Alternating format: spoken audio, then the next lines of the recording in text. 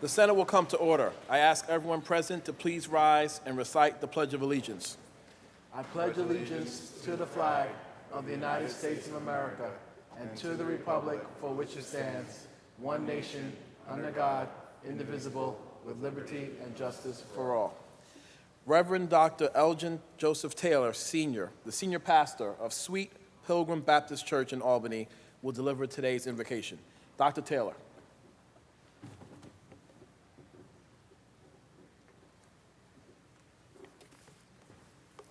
Let us pray. God of our weary years, God of our silent tears, thou who has brought us thus far on the way, thou who has by thy might led us into the light, keep us forever in the path we pray.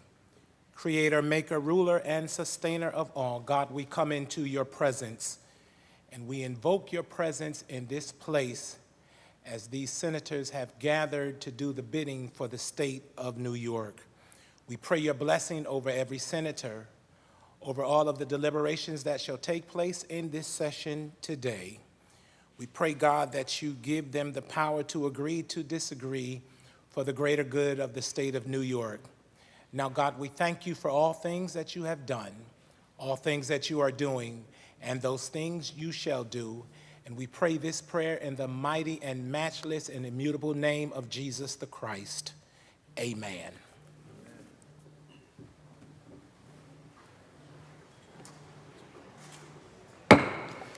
Reading of the journal. In Senate, Tuesday, June 11th, 2019, the Senate met pursuant to adjournment. The journal of Monday, June 5th, 2019 was read and approved. On motion, Senate adjourned. Without objection, the journal stands approved as read. Presentation of petitions. Messages from the Assembly. The Secretary will read. On page 5, Senator Kruger moves to discharge from the Committee on Rules Assembly Bill number 3245A and substituted for the identical Senate Bill 2376A, third reading calendar 120. Substitution so ordered. On page 9, Senator Breslin moves to discharge from the Committee on Codes Assembly Bill number 7080A and substituted for the identical Senate Bill 2848A, third reading calendar 247. Substitution so ordered. On page 26, Senator Kavanaugh moves to discharge from the Committee on Judiciary Assembly Bill number 2653A and substituted for the identical Senate Bill 3704, third reading calendar 699. Substitution so ordered.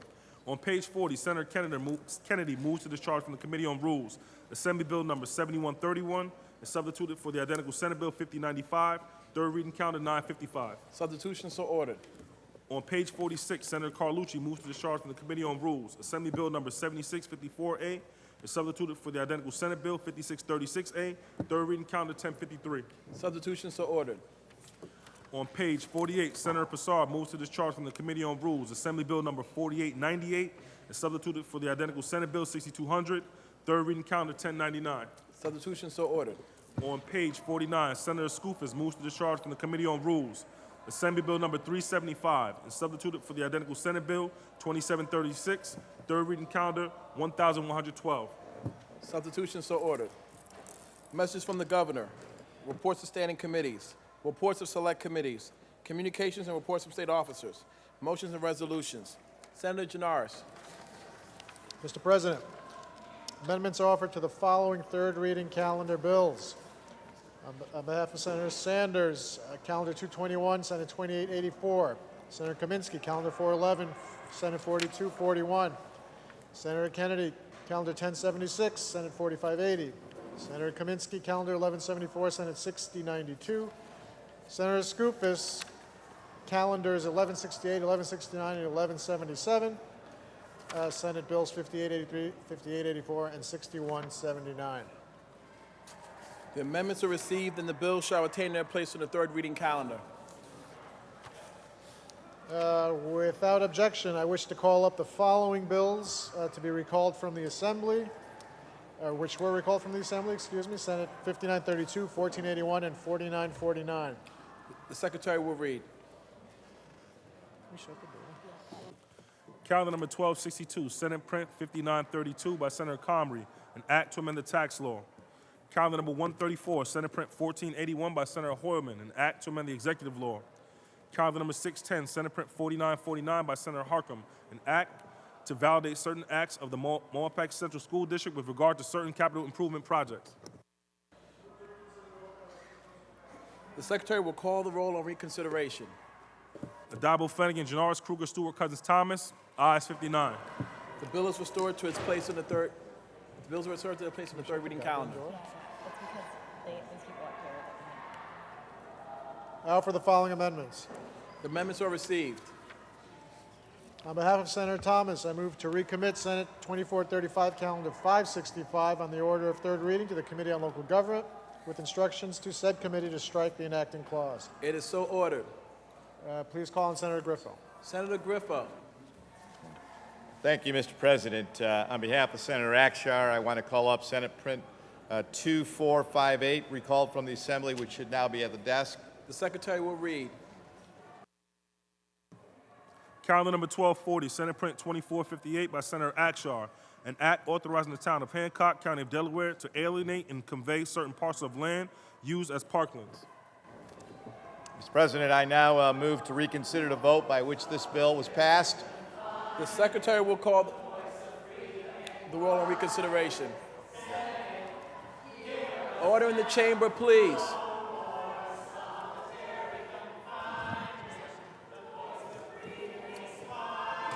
Adabo, Flanagan, Janoris, Kruger, Stewart, Cousins, Thomas. Ayes 59. I offer the following amendments. The bill is restored to its place in the third reading calendar. The amendments Thank are you for the received. acoustic background.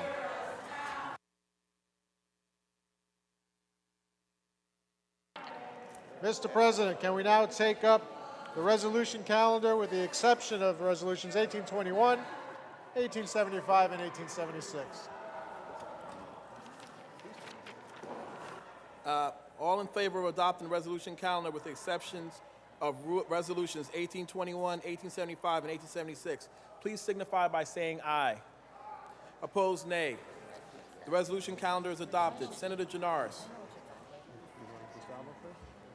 Can we now please take up previously adopted Resolution 947 by Senator Rivera? Read that resolution in its entirety and recognize Senator Rivera. The Secretary will read. Senate Resolution 947 by Senator Rivera, memorializing Governor Andrew M. Cuomo to proclaim June 2019 as Immigrant Heritage Month in the state of New York. Whereas generations of immigrants from every corner of the globe have built our country's economy and created the unique character of our state and nation. And whereas immigrants continue to grow businesses, innovate, strengthen our economy, and create jobs in New York State. And whereas immigrants have provided the United States of America and New York State with unique social and cultural influence, fundamentally enriching the extraordinary character of each. And whereas immigrants continue a vital segment not only in our state's community and economic affairs, but also our state's democracy and civic discourse. And whereas immigrants comprise more than a quarter of our state's workforce, and for that reason, the care and well-being of these individuals is not only a priority, but a necessity for the economic health of this state. And whereas immigrants account for nearly a third of New York's economic output in metropolitan areas and produce more than a fifth of New York's gross domestic product. And whereas foreign-born students seeking educational opportunities in New York contribute billions of dollars to the state in their journey to success. And whereas immigrants have been tireless leaders not only in securing their own rights and access to equal opportunity, but have also campaigned to create a fairer and more just society for all Americans. And whereas, despite these countless contributions, the role of immigrants in building and enriching our nation has frequently been overlooked, undervalued, and often disparaged throughout history and continuing to this present day. And whereas it is imperative that there be greater public awareness and increased recognition of the contributions of immigrant communities at the local, state, and national levels. Now, therefore, be it resolved that this legislative body pause in its deliberations to memorialize Governor Andrew M. Cuomo to proclaim June 2019 as Immigrant Heritage Month in the state of New York. And be it further resolved that copies of this resolution, suitably engrossed, be transmitted to the Honorable Andrew M. Cuomo, Governor of the state of New York, and to the events commemorating Immigrant Heritage Month throughout New York State. Senator Rivera on the resolution. Thank you so much, Mr. President.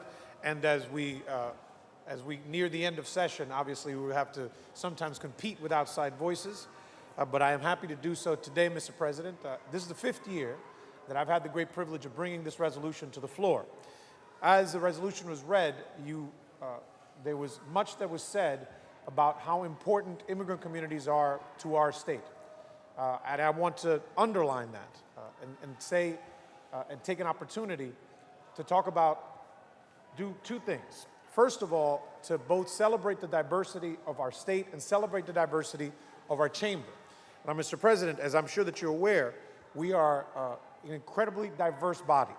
And I'm glad to say that, although I hope I don't miss anyone, we have folks in our chamber who are senators from all over the state, some of whom are the first time elected members of this chamber that are either immigrants themselves or members of a particular ethnic group or nationality that have never been represented in this chamber before.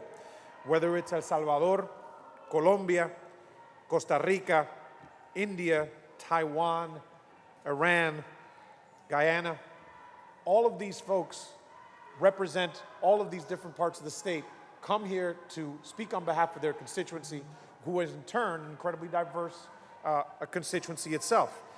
In the case of my district, I have a large community of Puerto Ricans, Dominicans, Mexicans, a growing community of folks from Southeast Asia, folks from Central America, the Garifuna community who have been here before, and even my staff. I am incredibly proud to have an incredibly diverse staff. Just right now, Mr. President, in my staff, I have folks who are either first generation or directly connected to folks that came from Ireland, Venezuela, Peru, Mexico, the Dominican Republic, Ecuador, Antigua, and Barbuda, just in my office. And so one part of this is to celebrate the diversity that is our state, that is our chamber, that is our constituency. And the other, Mr. President, is just to remind ourselves that there are things that are happening right now, attacks that are happening right now, from the national government to that diversity, whether it's to our state or across the nation. We have, sadly, somebody who sits in the White House who does nothing but demean these individuals, who come here to make themselves better, to bring forth positive things for their community. And so we have a responsibility here not only to just say it's great that we're a diverse state, it's great that we have a diverse heritage, but it's also important to say that we have a responsibility to those individuals. I'm glad to say that in the warriors that have fought for this, we're actually joined today by one such warrior, and that's Yaritza Mendez, who is Dominican herself, and is a member, she is the lead organizer for Make the Road New York, who's an organization that fights just for these individuals, to make sure that we can get better conditions in the state, that we can get better conditions for immigrants. We have an obligation, Mr. President, not only to celebrate, but to defend. And that is what I hope that we will continue to do in this body. And with that, Mr. President, I will vote in the affirmative, obviously, in this resolution, but I will also remind all of us to not just celebrate the folks that are diverse, that make up our constituency, but also make sure that we recommit ourselves to defending them every single day. Thank you, Mr. President. The resolution was previously adopted on April 9th. To Ms. Mendez, I welcome you on behalf of the Senate. We extend to you all of the privileges and courtesies of this House. Please rise and be recognized.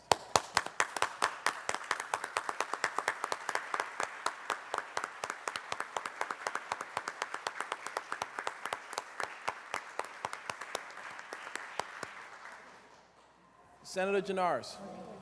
Can we now take up Resolution 1821 by Senator Kaminsky, read its title only, and recognize Senator Kaminsky? Secretary will read.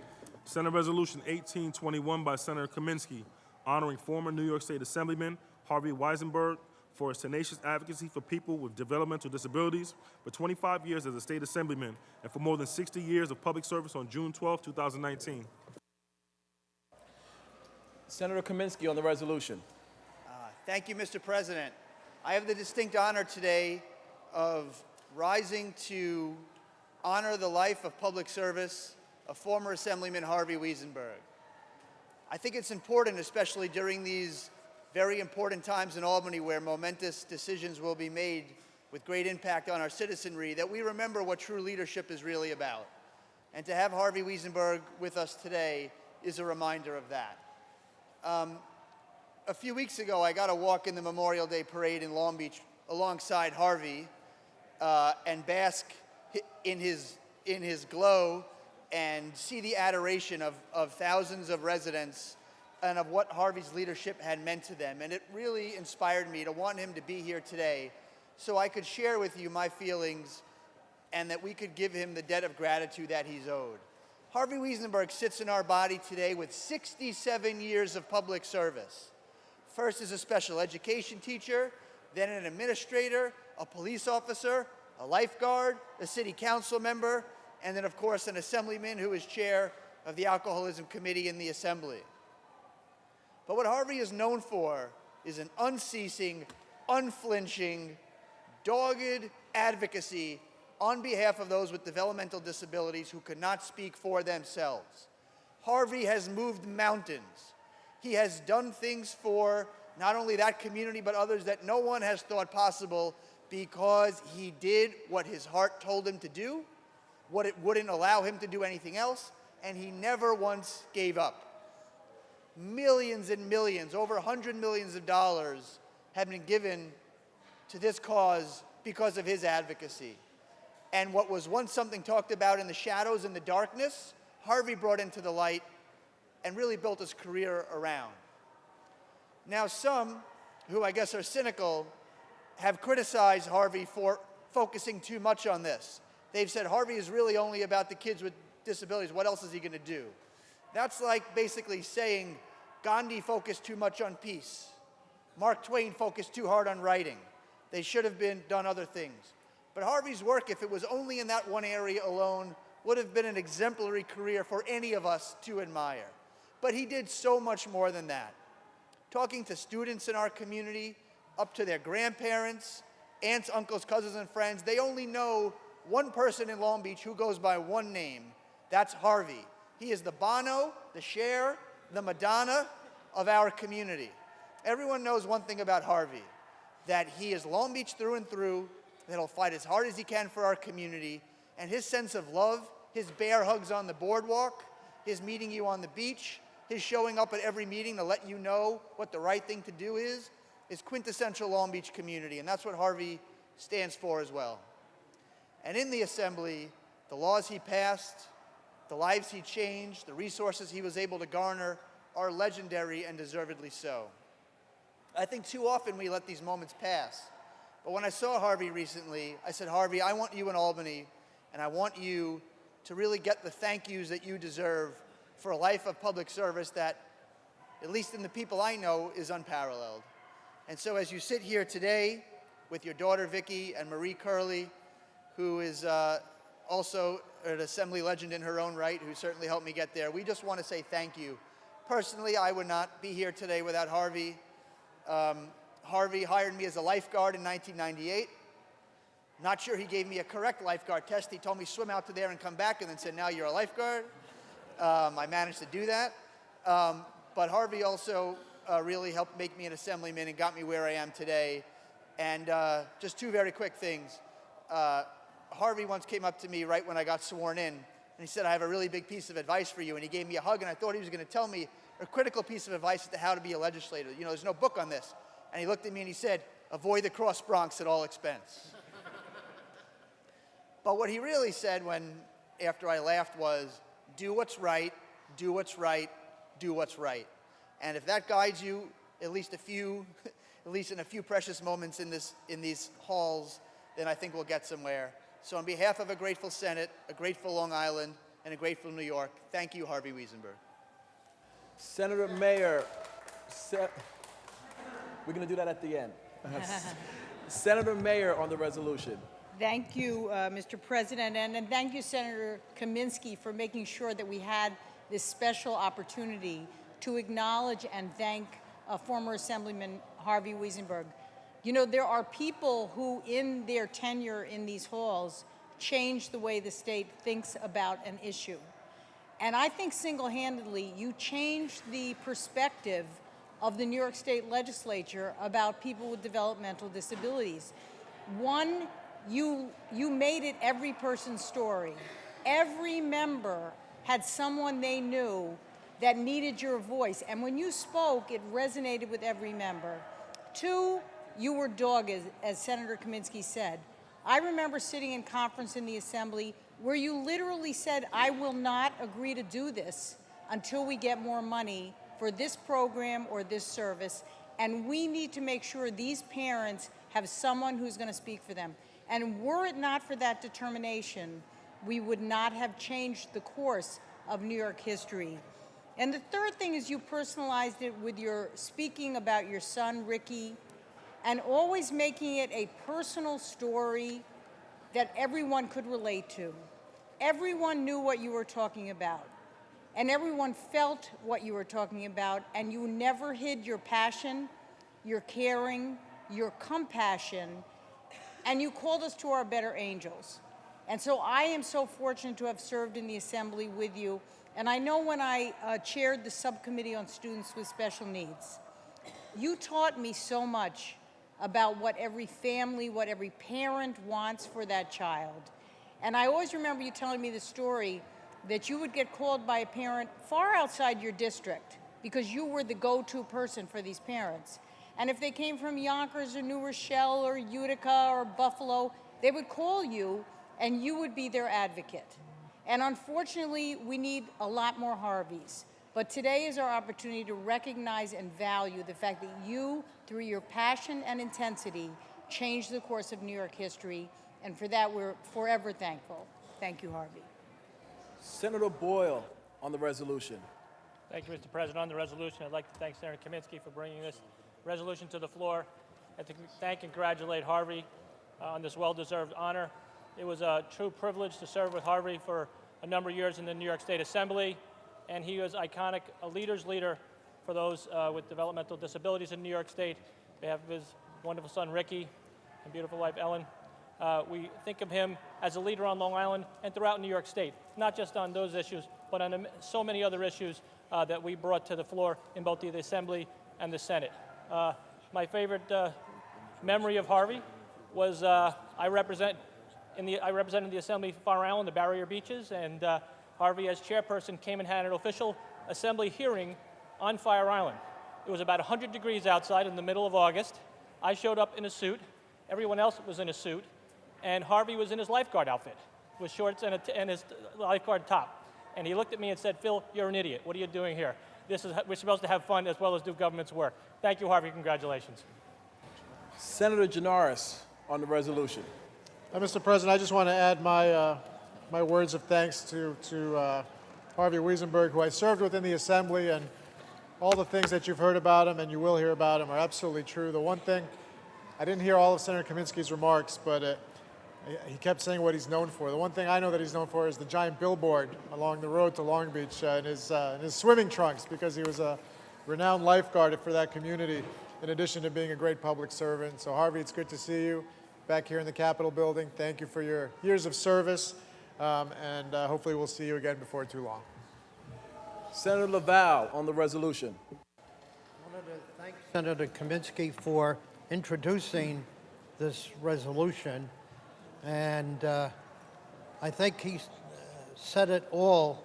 As a matter of fact, the council said, "What are you going to say?" And I said, "Bravo." Harvey, I was sitting in my seat, and I said, "Gee, that fellow looks like Harvey Wiesenberg." And what you have done for special needs children goes, it's just wonderful. You did it before you came to the legislature, while you were in the legislature, and after. You are just a real mensch, and the words that were spoken were just, I think Senator Kaminsky did a really good job in talking about your attributes. So good luck to you, and continue your good deeds. Senator Stavisky on the resolution. Yes, thank you, Mr. President. And I want to echo what everybody else has said, but add another aspect, and that is the fact that Harvey and Ellen were sort of a fixture in the legislature, and that is something that I can personally relate to, because it's very difficult to be a spouse of a legislator, and yet Harvey recognized that family is important, and The relationship with his son is legendary, but so is the relationship to Ellen, and we wish you many more years of lifeguarding. Thank you. Senator Kennedy on the resolution. Thank you, Mr. President. I too want to rise and, first of all, thank Assemblyman Harvey Wiesenberg for his many, many years of service, not just to the great people of Long Beach and Long Island, but this entire state and our great nation. Your work speaks for itself. You have been a driving force in so many initiatives that had such a positive impact on people's lives, especially those that are most vulnerable. Your work with individuals with disabilities has been recognized on this floor already, but it's worth mentioning again. Without you and your advocacy, we would be, I would argue, decades behind where we stand today. But because of you, folks throughout the state of New York that otherwise would not have had a voice, had a champion, not just a voice, but a champion that not only cared about them, but understood them and put them first, when in many cases, they wouldn't have had a voice at all, and certainly wouldn't have been the top priority. They were a top priority, and they were a top priority because of you, Assemblyman. I think Senator Kaminsky summed it up the best in all of those incredible accolades that he presented to you. I want to thank Senator Kaminsky for bringing this forward. Assemblyman Weisenberg is a living legend, somebody that is an icon in his community, and in the halls of the state legislature, we are truly indebted to you, and our state will be for generations to come. Thank you for your service. Thank you for being here. Congratulations, and we wish you well and Godspeed into the future. Senator Flanagan on the resolution. Thank you, Mr. President. It's great to listen to our colleagues, particularly those who had the opportunity to serve with Harvey in the Assembly. And I'm a little bit away from him, but you could always tell during the legislative session, as spring would be coming in, and there were signs that there might be an end of session, because Harvey started wearing different clothes. He always had on a light-colored suit like that, kind of a little spring in his step. You know, he was always happy-go-lucky. The only thing I can't see, Harvey, is whether or not you have on the white shoes. So one of his signature components was the white shoes. But I've known Harvey for 30 years. And we spent a lot of time together in the Assembly, but in ways that are different than from some other people in this room. So if I can say one thing, I'm going to say some other things, but one thing that I hope people would remember.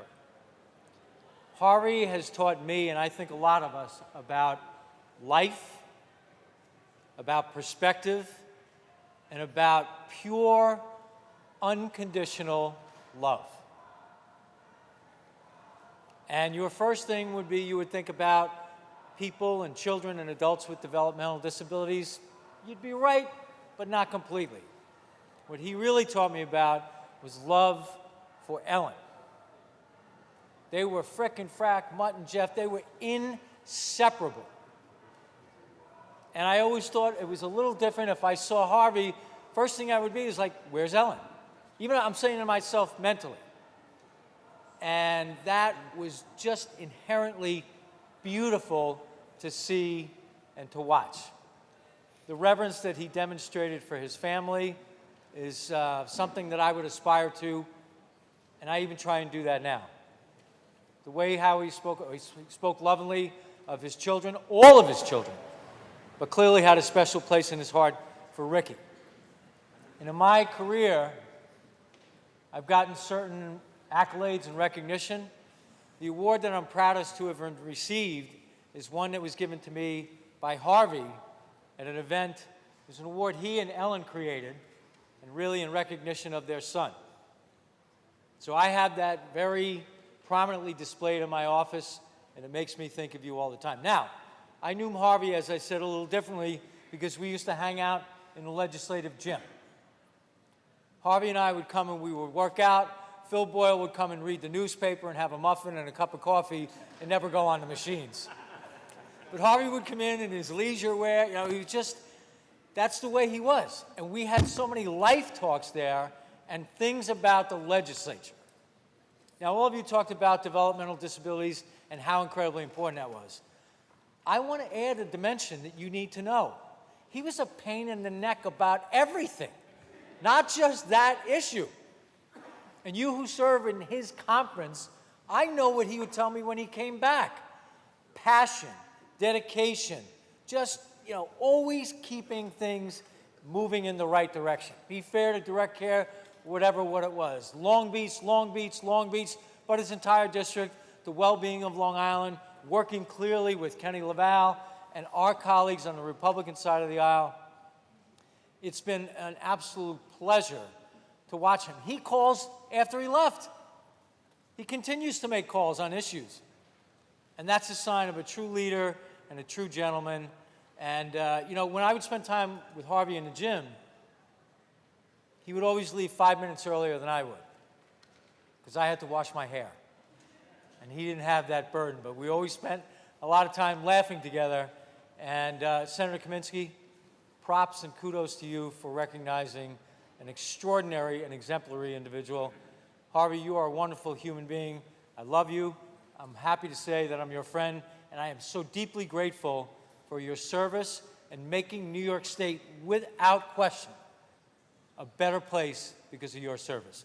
Mr. President, thank you. Senator Brooks on the resolution. Thank you, Mr. President. I had an opportunity to know Harvey, meet Harvey, long before I ever thought of coming here. He is a very, very special man who uniquely and proudly walked through the streets of Long Beach in a shirtless top each and every day. He's a wonderful man. When I first got sworn in, he was one of the first visitors to the office. He is a man we can all do well to follow. So I just agree with the comments that were made today. Harvey, you're a special, special person. Thank you. The question is on the resolution. All in favor signify by saying aye. Opposed? The resolution is adopted. To Assemblymember Harvey Wiesenberg, I welcome you on behalf of the Senate. We extend to you all the privileges and courtesies of this House. Please rise and be recognized.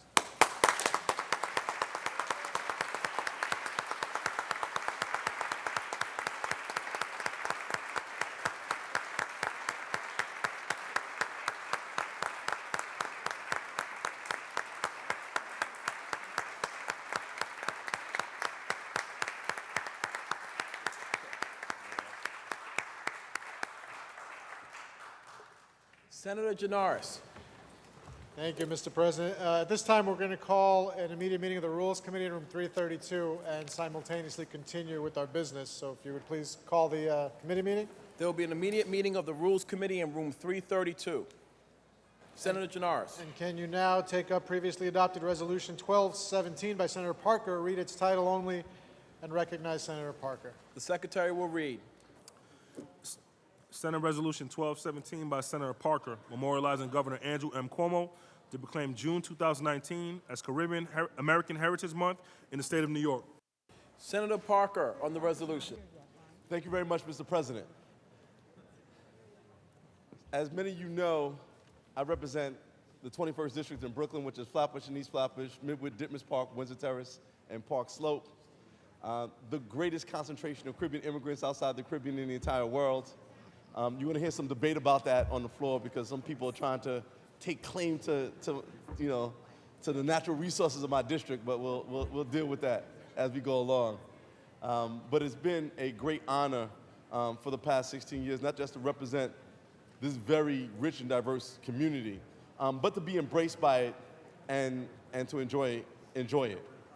June in the United States is Caribbean Heritage Month, not just here in the state of New York, but all around the nation. And there's probably nowhere in the United States that has been more impacted by the richness and the value of Caribbean immigrants than the state of New York, in particular, New York City. Although, as we continue to grow, you'll start seeing that impact throughout the state of New York. So in Buffalo, the second largest city in the state of New York, Byron Brown, Jamaican heritage, right? You have places like Westchester, where Andres Stewart Cousins, our illustrious lead and has a Caribbean background. Our speaker, I want to say it has background from the Bahamas, right? And that is not really outside of the context of the historical development of people of African descent in the state legislature, right? The first African American in the state legislature was Bertram Baker, right? Going back to the 40s, family was from Nevis, right? Actually, his family was from Nevis, all right? Nick Perry, my mentor, my friend from Jamaica. And of course, I don't want to forget our presiding officer here today, Brian Benjamin, whose family hail from the proud country of Jamaica as well. And Guyana, sorry, his dual heritage. But even the chief of staff for the state senate has that similar dual heritage of Jamaica and Guyana. So we see right here in the Senate how important that heritage is to be. Here in the state of New York, we actually boast the largest delegation of state legislators with Haitian ancestry. With Rodney Brachat from the 42nd, we have Kim Jean-Pierre out in Suffolk. We have Mikolai Salaj from Nassau County. Clyde, what's Clyde's last name? Banal. Don't tell Clyde, I don't remember his last name. From Queens, and Representative Frodis from Coney Island, from the People's Republic of Brooklyn. And, but of course we claim people like Shirley Chisholm, who had, former Congresswoman who was, unbossed from Brooklyn, who hailed from Barbados. The person who replaced her in her legacy and walks in her footsteps now, my Congresswoman, my friend, Yvette D. Clarke, also from Jamaica, and her mom, who was the first person I worked for in the city council, Una Clarke, who now is a member of the City University of New York board. I can go on and on, with just the numbers of people of Caribbean ancestry that we have. And so we celebrate that ancestry because not only has it impacted the political milieu of our great state, but has added to the cultural vibration of our entire state, particularly in places like Brooklyn, where we have the West Indian Day Carnival, the largest parade in North America, where we boast over 1 million people at this parade. I mean, I know y'all like the Thanksgiving Day Parade and Macy's and all that, and Rose Bowl and all that other stuff. All of those parades pale in comparison to the pageantry and the spectacle of the West Indian Day Parade that runs right through the heart of my district.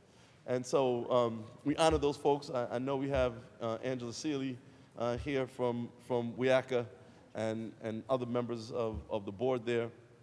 We want to thank them for being here. But we look at that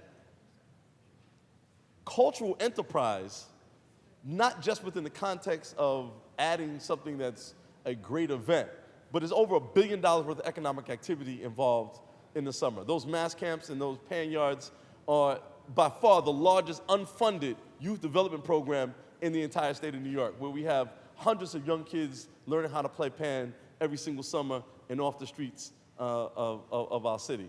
And so we want to thank you for that important work. Again, we can go on and on about the numbers of businesses that are owned. We remember the legacy of Mr. Hawthorne and the folks at Golden Crust.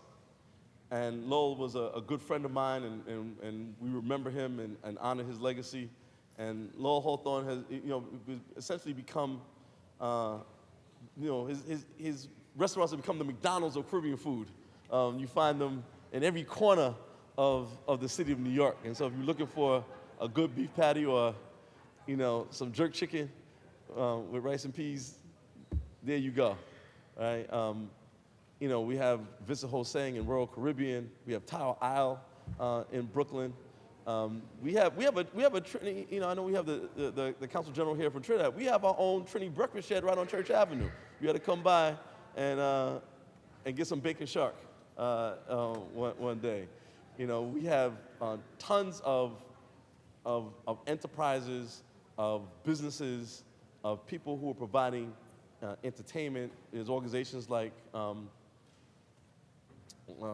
Sesame Flyers that not only maintain the culture in the context of what we see in terms of carnival, but are one of the most important youth development organizations in all of Flatbush, and working with our young people every single day to make sure that that work is done. And so today, we remember the people who are here, who immigrated here from places like Jamaica and Barbados, from Trinidad, from Guyana, from the Vincents and the Grenadines, from the Dominican Republic, from Cuba, from Puerto Rico.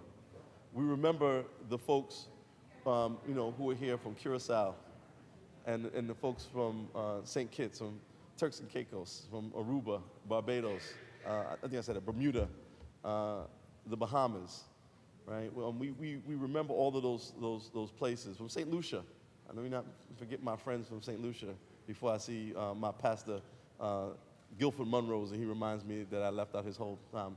And even the folks from America in places like St. Vincent and the Virgin Islands, St. Vincent's and St. Thomas, St. Thomas, St. Croix, and St. John's in the U.S. Virgin Islands, which we honor that same Caribbean heritage.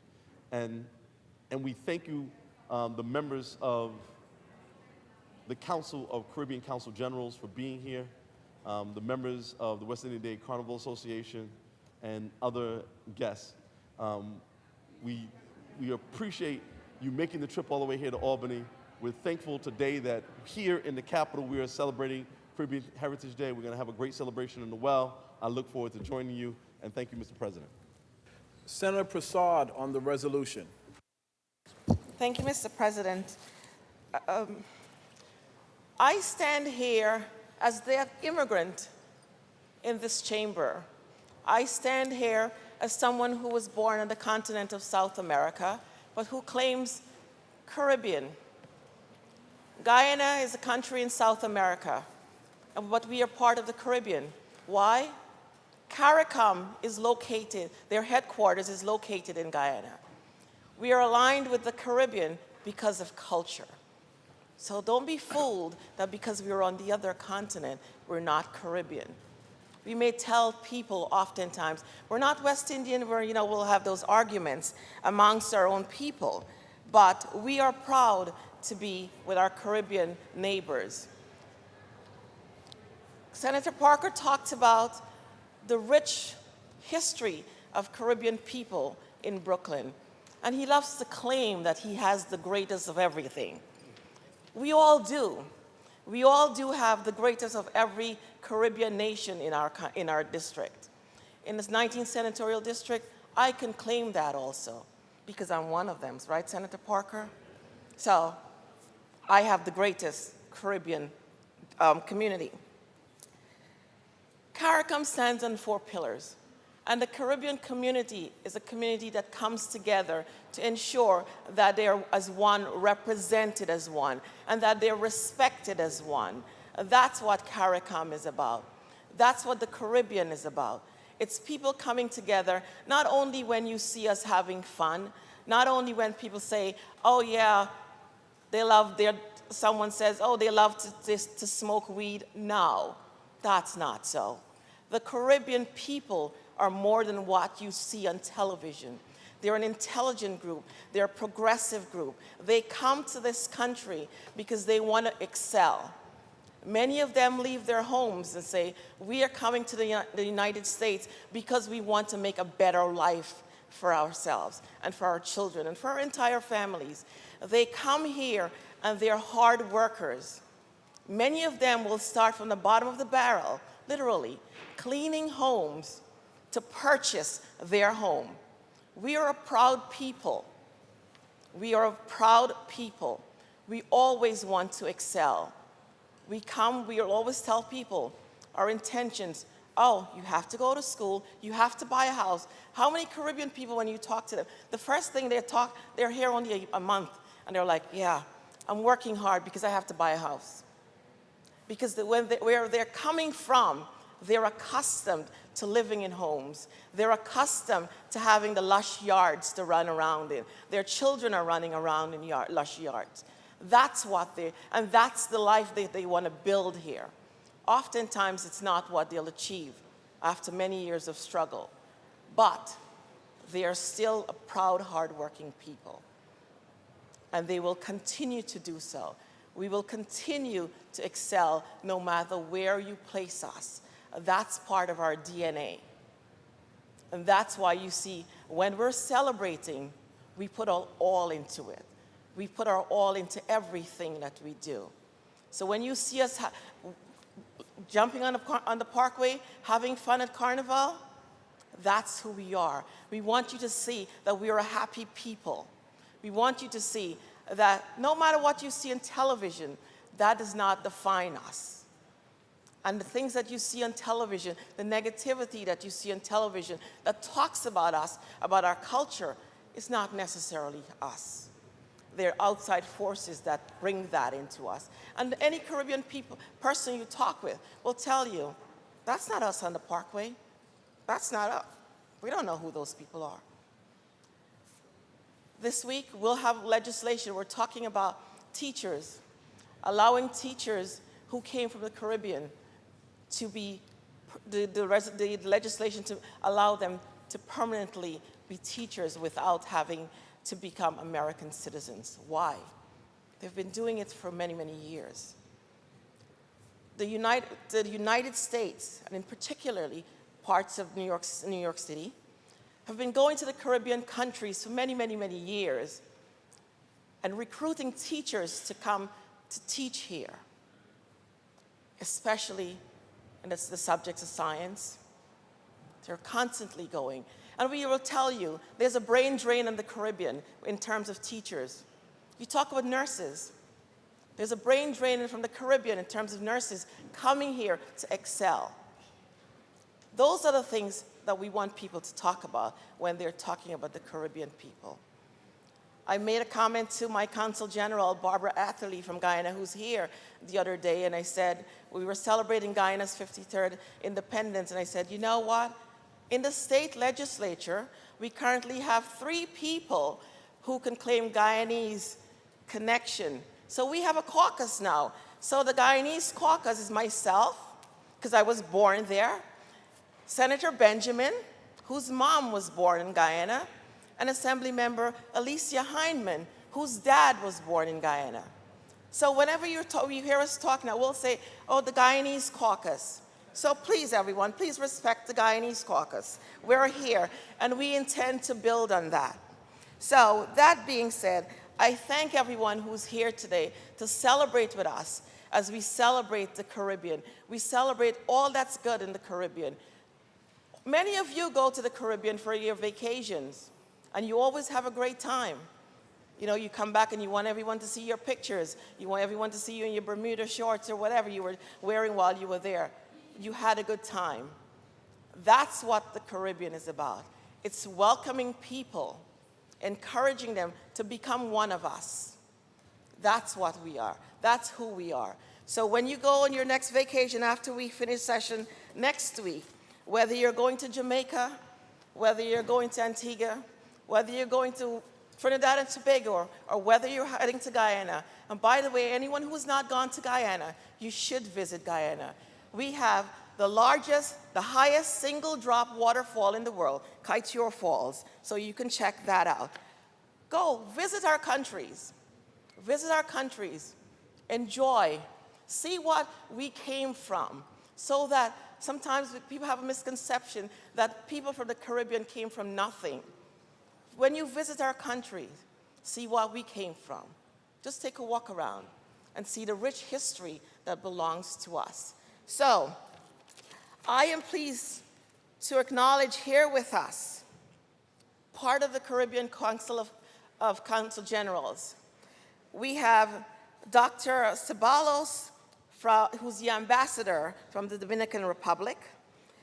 We have Barbara Atherley, who's the Consul General from Guyana. We have the Vice Consul General, Ms. Ambrose Black from St. Vincent and the Grenadines. The Consul General Howie Pence, again, from St. Vincent and the Grenadines. Consul General Dalloway, again, St. Vincent and the Grenadines. Then we have Brian Smart, Consul General from Jamaica. You know, we have some Jamaicans in here. Senator Comrie claims Jamaican heritage. Consul General from Trinidad and Tobago, Andre Liverso. We have the members from the West Indian American Day Carnival Association, who puts on the greatest carnival you could ever think of. And anyone wants to come to Brooklyn Labor Day, we welcome you, because the West Indian American Day Carnival Association will show you what the Caribbean culture is like. And anybody wants to party on the Parkway, on Eastern Parkway, we welcome you to do so. You don't have to be scantily clad, just remember that, to have fun. But you'll have fun nevertheless. So we have those officers there. And for you who are going to come this evening while we're celebrating to enjoy the music and the food, we have two of our fabulous DJs. You know, we have names, DJ Redman and DJ Nata. They're going to be there playing some music, or as Caribbean people will tell you, they're going to be jamming and whining, just letting you know. And for all of you who've been to the Caribbean, you understand what that means. So to all of our guests, I welcome them, and to all of my colleagues, I encourage you to participate in the rich culture that's the Caribbean culture. It's one people.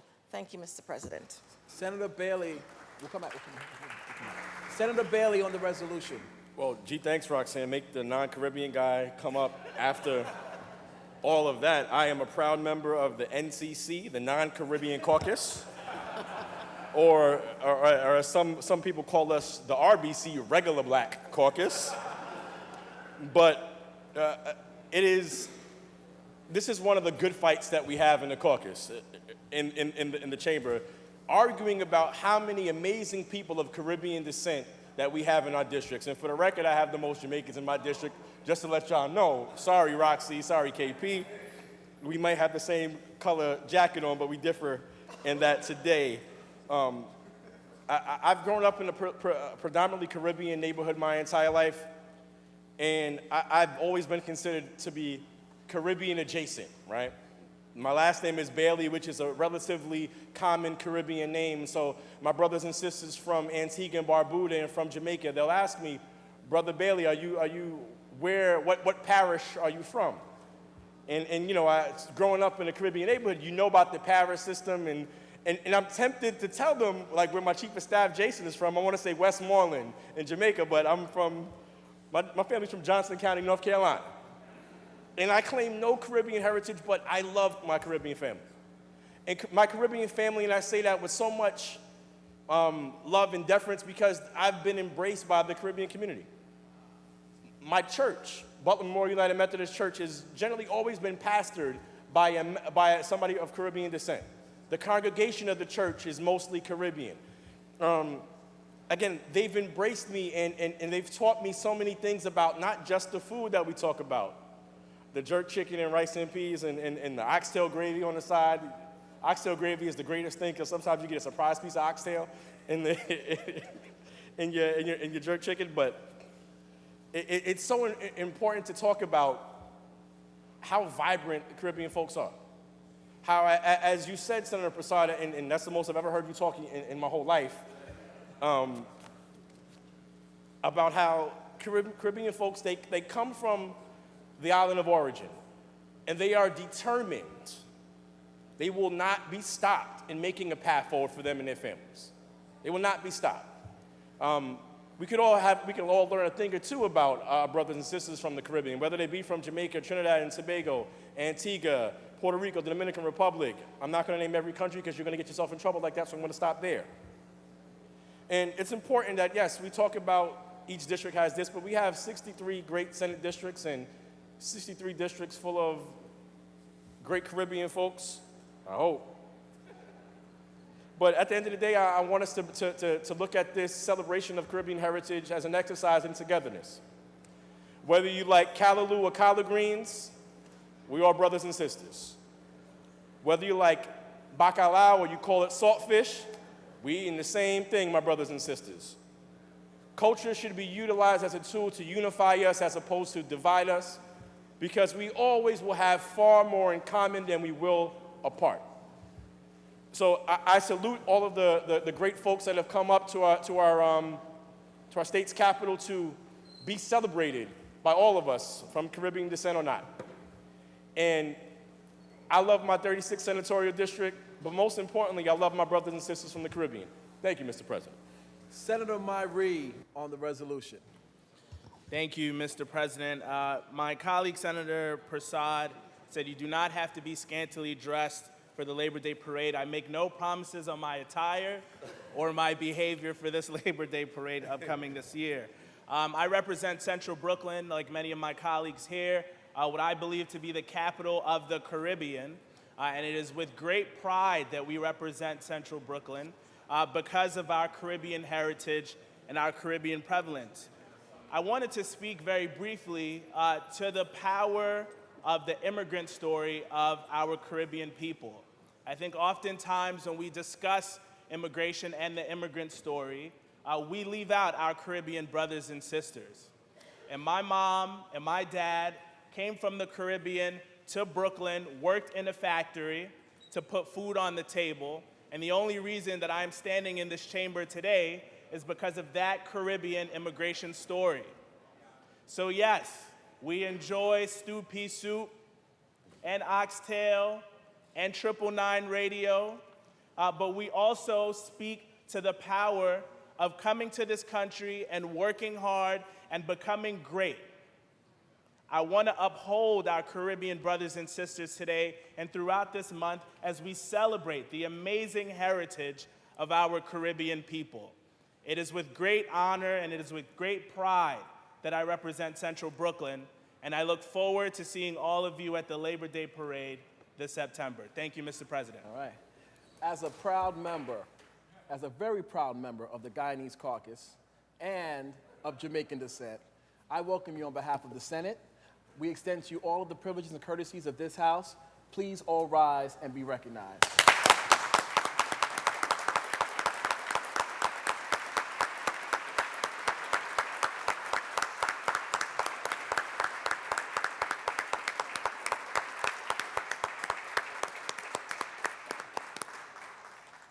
The resolution was previously adopted on April 30th.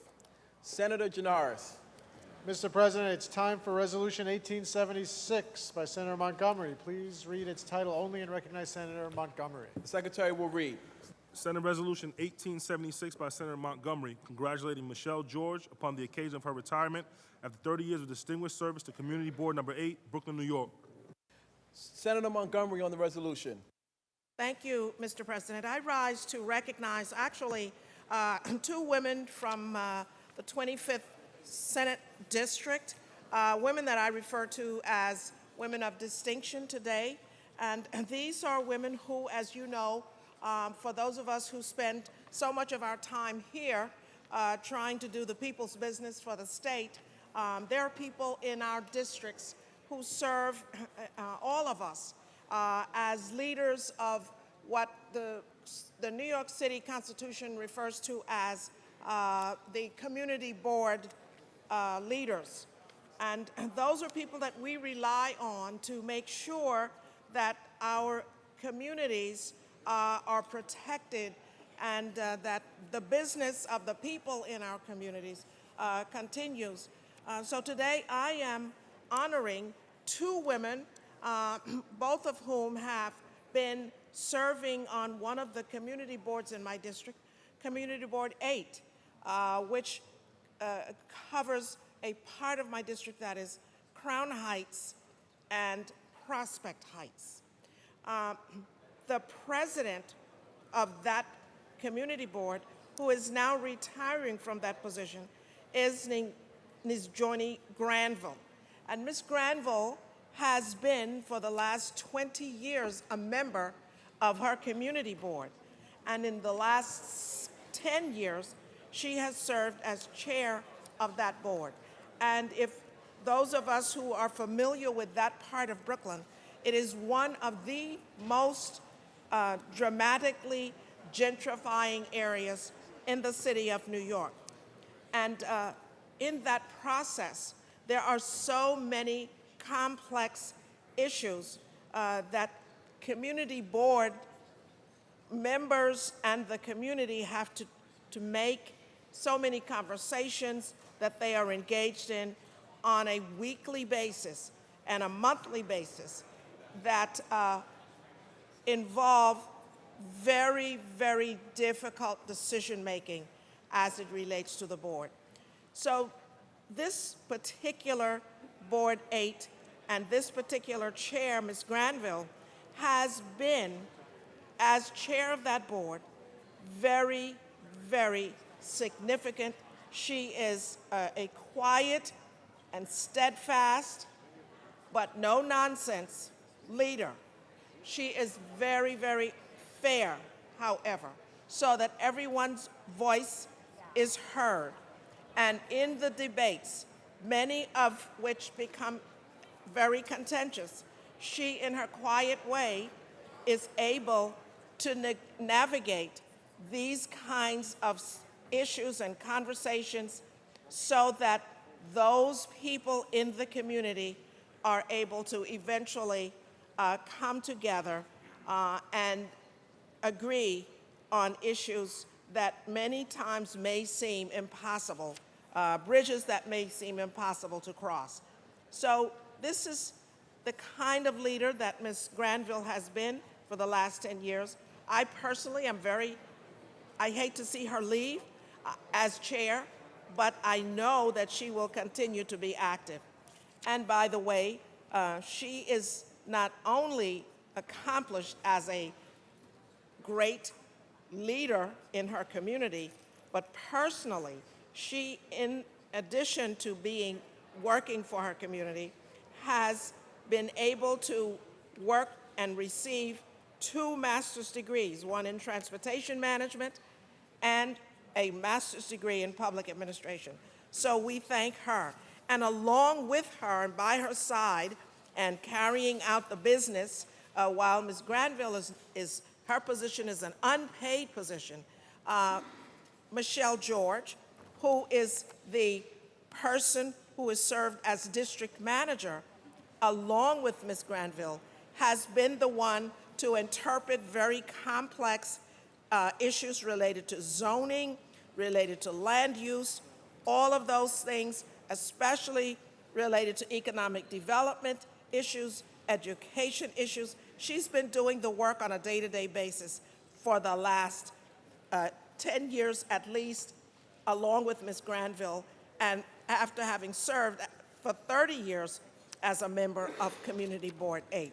So to these 2 women, I say to Michelle George, who is the district manager of Board 8 in Brooklyn, and to Ms. Granville, who has served as chair of the Board 8 in Brooklyn as they retire from their positions, I want to say, as it says in our resolution, that for the services of these women, it is rare indeed for us to have an occurrence to honor such women who are compassionate, blending their strength, their leadership, their intellect, and their commitment that they have demonstrated.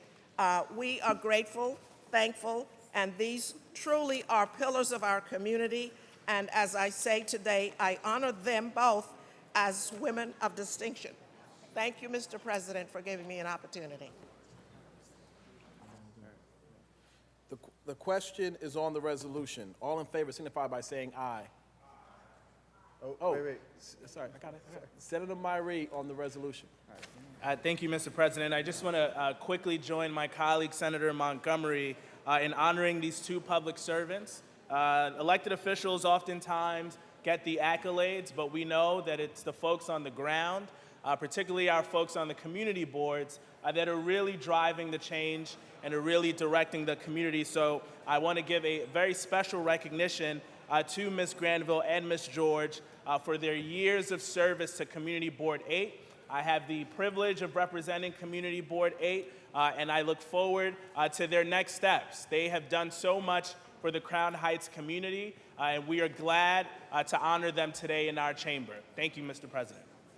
Senator Guinardis on the resolution. Thank you, Mr. President. I want to thank Senator Montgomery for bringing this resolution. In my prior capacity before joining this chamber, I was the counsel to the Brooklyn Borough President, so I had the opportunity and the occasion to work with all of Brooklyn's community boards, all 18 boards, and Ms. Granville and Michelle George really are two exemplary public servants, not only in their own community in Crown Heights and in the boundaries of CB8, but across all of Brooklyn. And I always found them to be steadfast, diligent, thoughtful, and caring about the work that they put into their work, to their job, every single day. And I distinctly, just have memories. Miss Granville in particular would never miss a borough board meeting. She'd be there at every single time that I called or had a question, or she'd leave me a voicemail when she had an issue that she was dealing with at the board. And she was such a terrific person to work with, and I wish her the very best as she retires from her community board service, as well as Michelle George, who helped steer Community Board 8 for many, many years. And I thank Senator Montgomery again for bringing this resolution, and I commend both of these women of distinction. The question is on the resolution. All in favor signify by saying aye. Opposed? The resolution is adopted. Senator Janaris. Move to Senate Resolution 1875, also by Senator Montgomery. Read its title only and recognize Senator Montgomery. The Secretary will read. Senate Resolution 1875 by Senator Montgomery, congratulating Najani Granville upon the occasion of her retirement after 10 years of distinguished service as chairperson of Community Board Number 8, Brooklyn, New York. The question is on the resolution. All in favor signify by saying aye. Opposed? The resolution is adopted. Senator Janaris.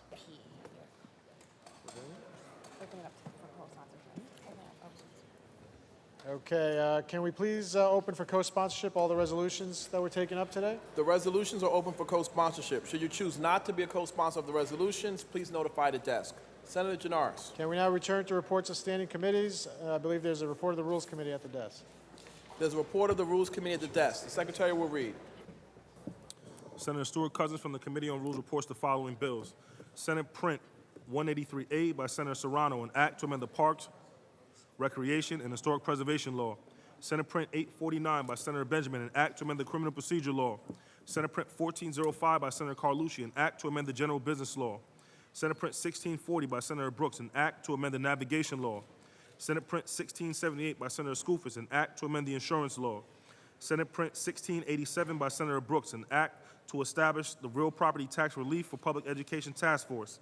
Senate Print 1866B by Senator Breslin, an act to amend the Retirement and Social Security Law. Senate Print 1925B by Senator Kruger, an act to amend the Vehicle and Traffic Law. Senate Print 2201 by Senator Bailey, an act to amend the Election Law. Senate Print 2394 by Senator Breslin, an act to amend the State Finance Law and the General Municipal Law.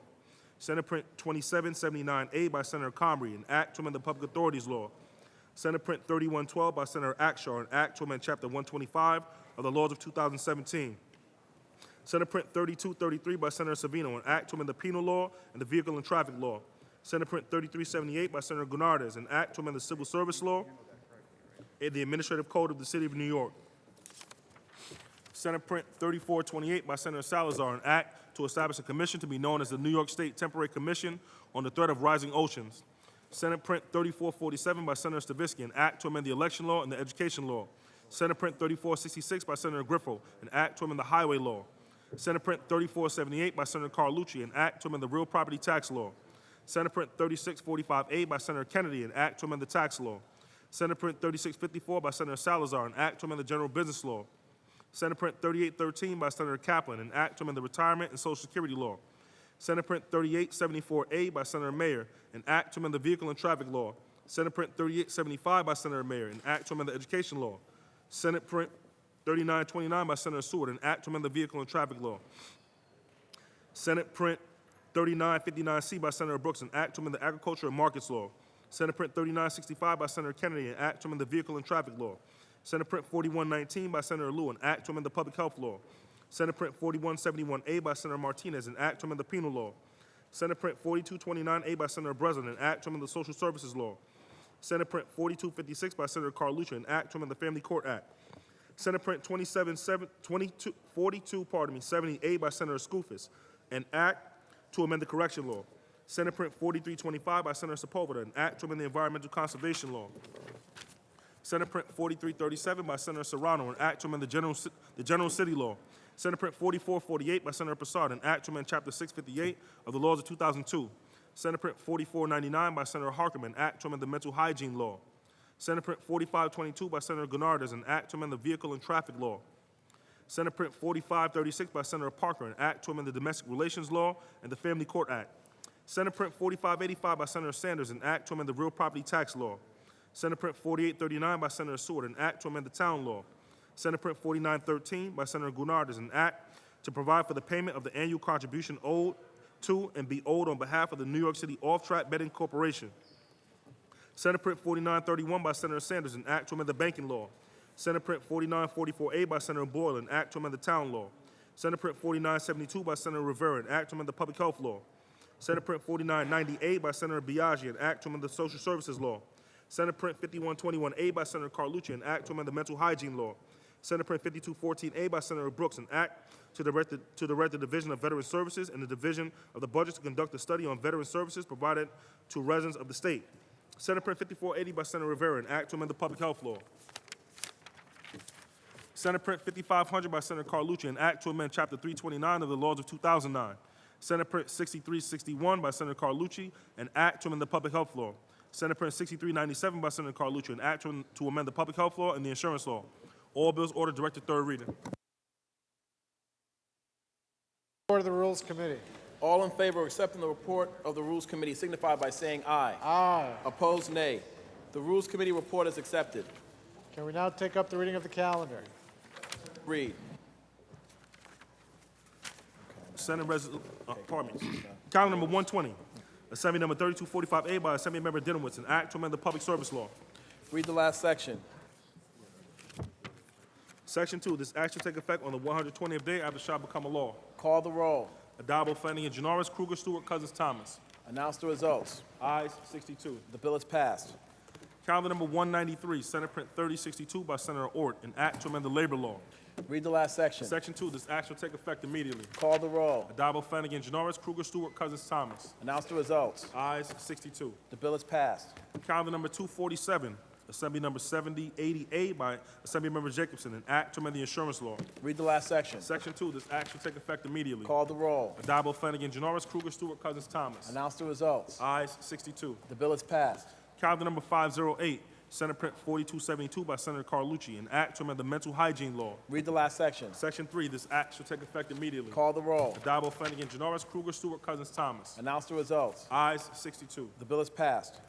Calendar number 538, Senate Print 4277A by Senator Harkman, an act to amend the public health law. Read the last section. Section 3, this act shall take effect on the 120th day after it shall become a law. Call the roll. Adabo, Flanagan, Janoris, Kruger, Stewart, Cousins, Thomas. Senator Gallivan to explain his vote. Thank you, Mr. President.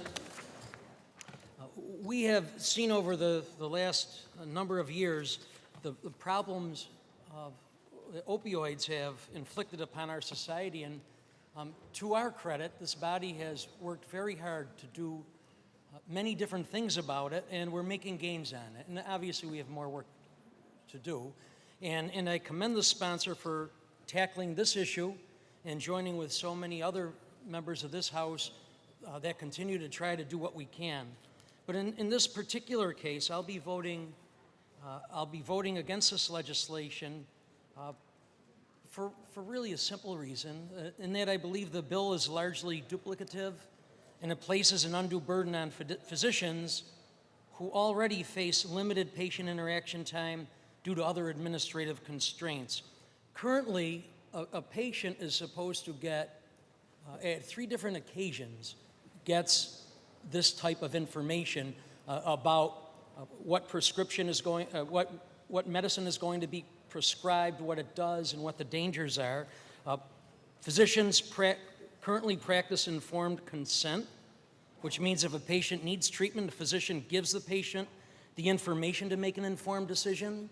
Several years ago, we passed the I-STOP legislation, and that required, after the physician prescribed the medication, that pharmacists are required to again inform the patient about the risks of taking a controlled substance And then lastly, in Chapter 1 of the laws of 2016, we again passed legislation that was signed into law that required information to be provided to pharmacies throughout the state by the Department of Health that is then required to be distributed to the patient with each prescription for a controlled substance. And the information given includes, among other things, the risk of the controlled substance, the physical, behavioral, and advanced warning signs of addiction, the Hope Line contact information number, procedures for safe disposal, and other information that the Commissioner of the Department of Health seems necessary. We have to continue, I believe, as a body to address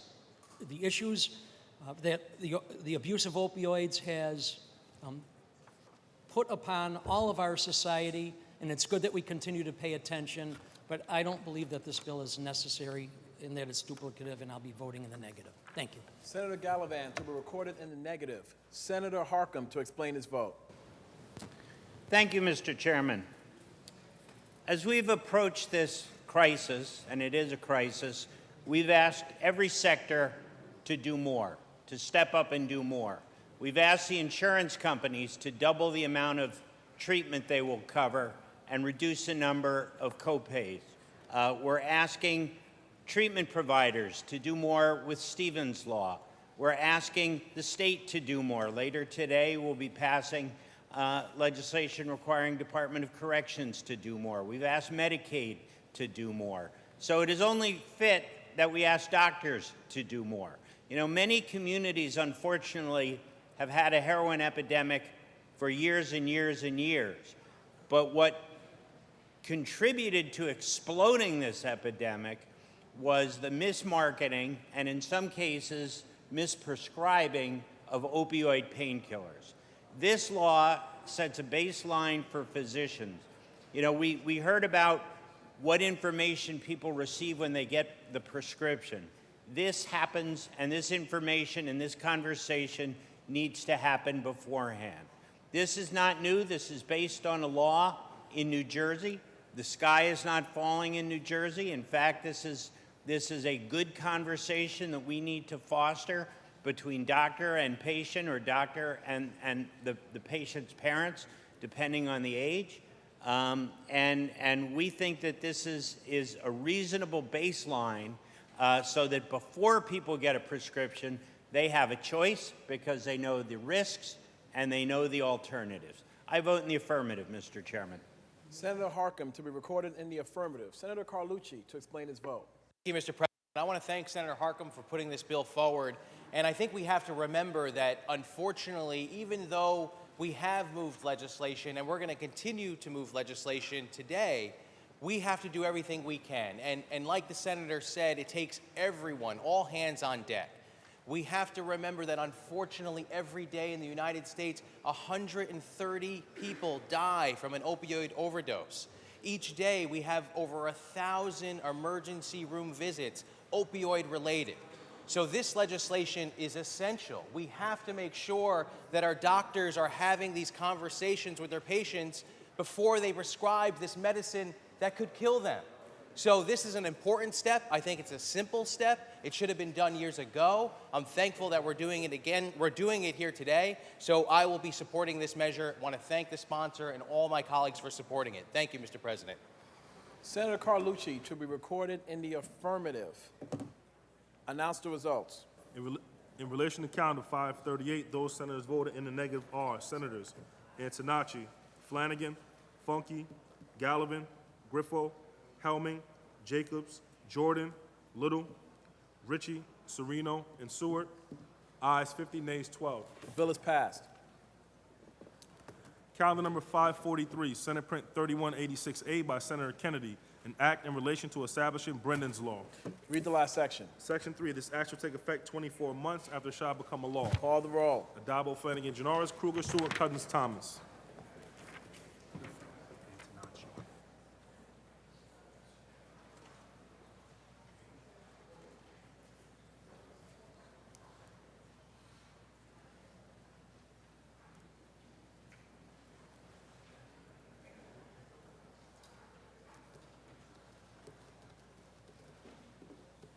Announce the results. In relation to calendar number 543, those senators voted in the negative are Senators Akshar, Antonacci, Gallivan, Jordan, and Ort. Ayes 57, nays 5. The bill is passed. Calendar number 600, Senate Print 2161 by Senator Bailey, an act to amend the correction law. Read the last section. Section 4, this act shall take effect on the 120th day after it shall become a law. Call the roll. Adabo, Flanagan, Janoris, Kruger, Stewart, Cousins, Thomas. Senator Bailey to explain his vote. Thank you, Mr. President. I thank my colleagues for that are supporting this legislation.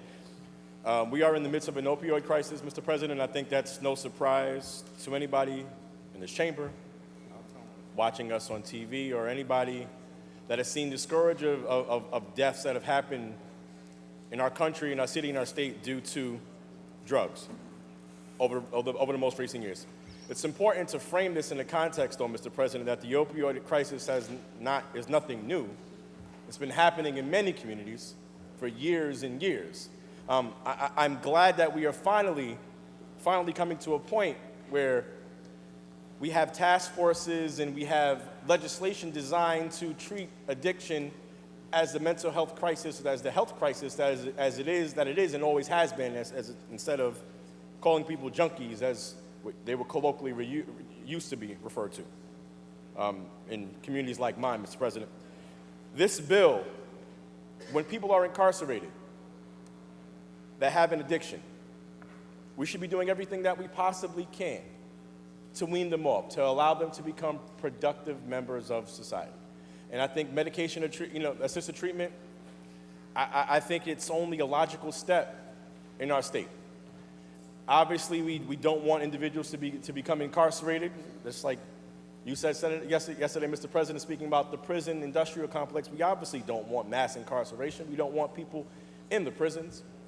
But if they are incarcerated, we should give them an opportunity to get themselves right, put them back on the track to recovery.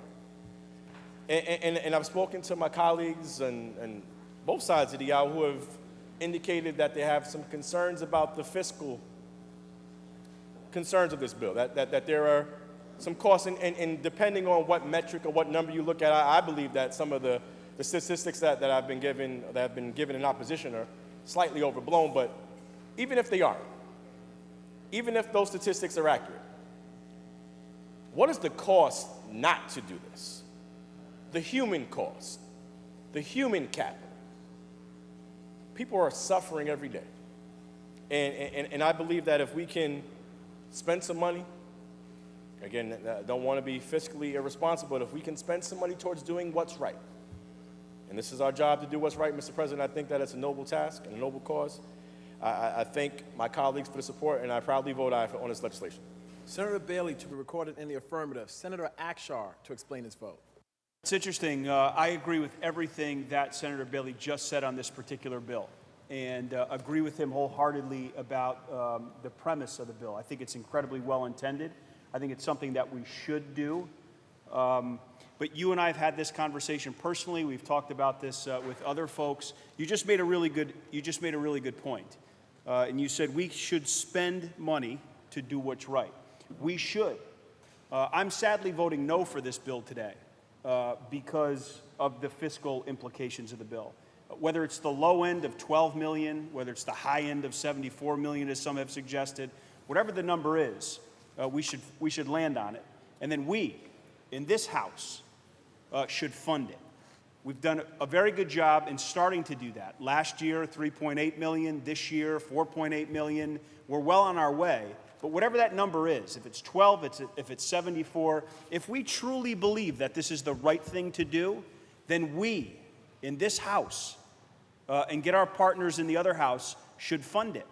We shouldn't pass this cost on to our counties and other people. So sadly today, Mr. President, I'll be voting no for the only purpose and the only reason I'm voting no is because of the fiscal, the unfunded mandate that we're pushing down on the counties. Thank you, Mr. President. Senator Akshar to be recorded in the negative. Senator Ranzenhofer to explain his vote. I wasn't standing. Okay. Senator Carlucci to explain. Thank you, Mr. President. I want to thank Senator Bailey for putting this legislation forward and agree with everything that Senator Bailey had said, because it is so true that we look at this cost and we say It might cost a few $1 million, and it might cost up to possibly $30 million, depending on who you ask. But we know the United States, it's costing us about $70 billion a year because of the opioid crisis. And what I've seen in talking to professionals and being involved in this issue for many years is that critical time when someone is released from incarceration, if they've been suffering with an opioid addiction, that's the danger zone. Once that they're released, we've seen the overdoses spike. And if we can get medical-assisted treatment, if we can get buprenorphine, methadone, naltrexone into people's system, make sure that it's accessible when we know that could be the answer. If we can get someone Vivitrol when they're incarcerated, we can save their life when they're released.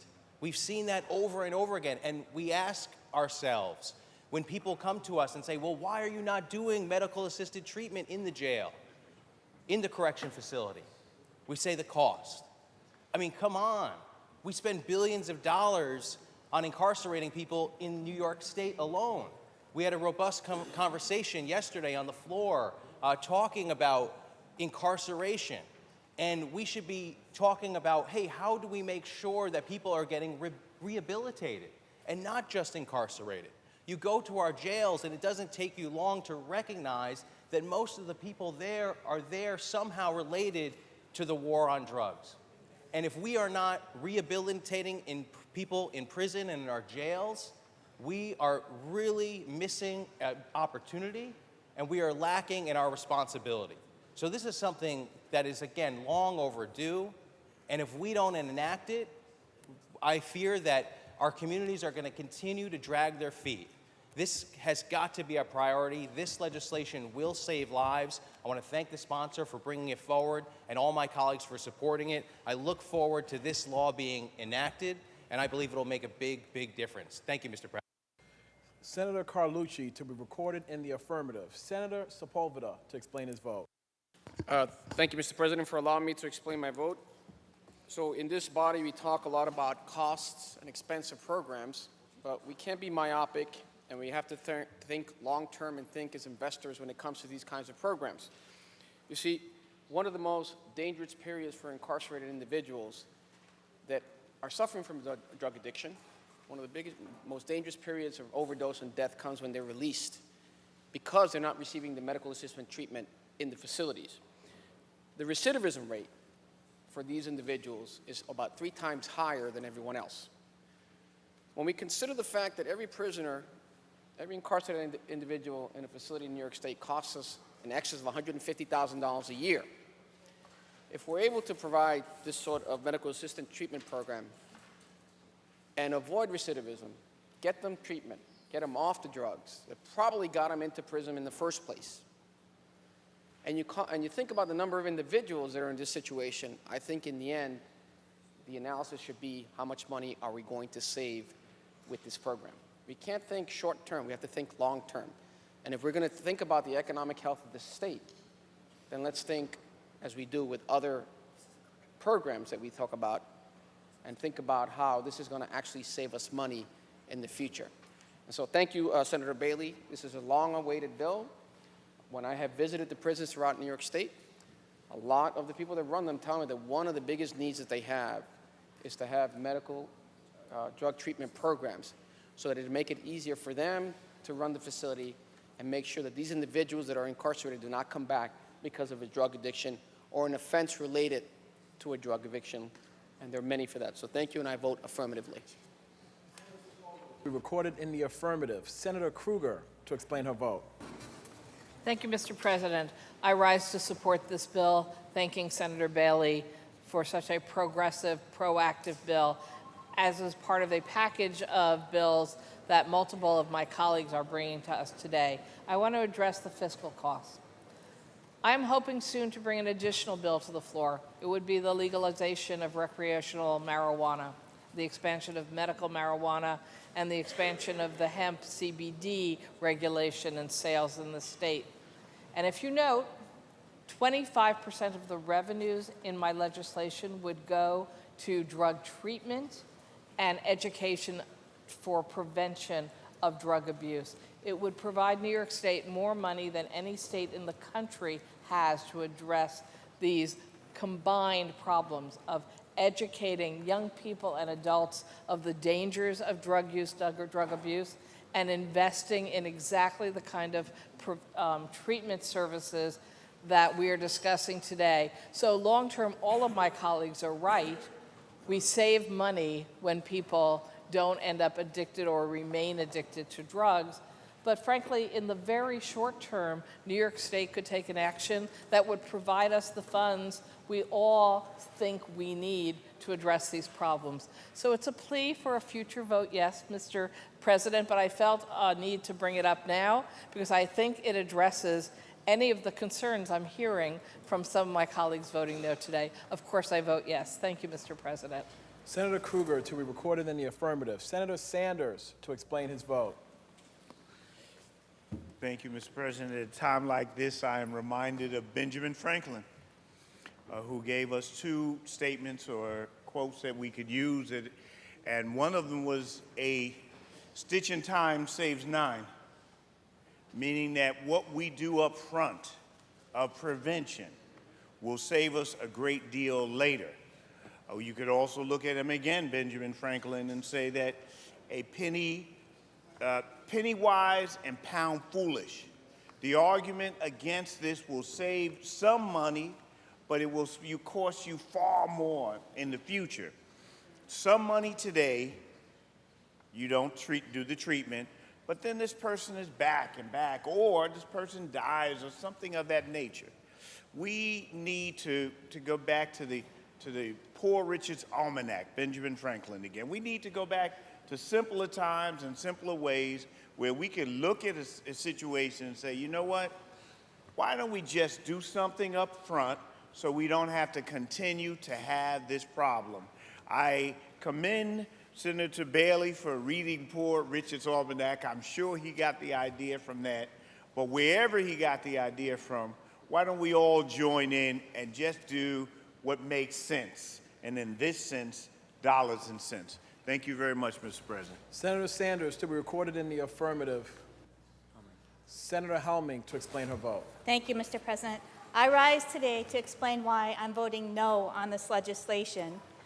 Treating substance abuse disorders is a proven and effective way to help rehabilitate an individual, whether they're incarcerated or not. Community-based treatment programs and services are essential for those suffering with addiction and dependence. However, mandating this treatment for inmates in local correctional facilities places yet another new unfunded mandate on county governments that they just can't afford.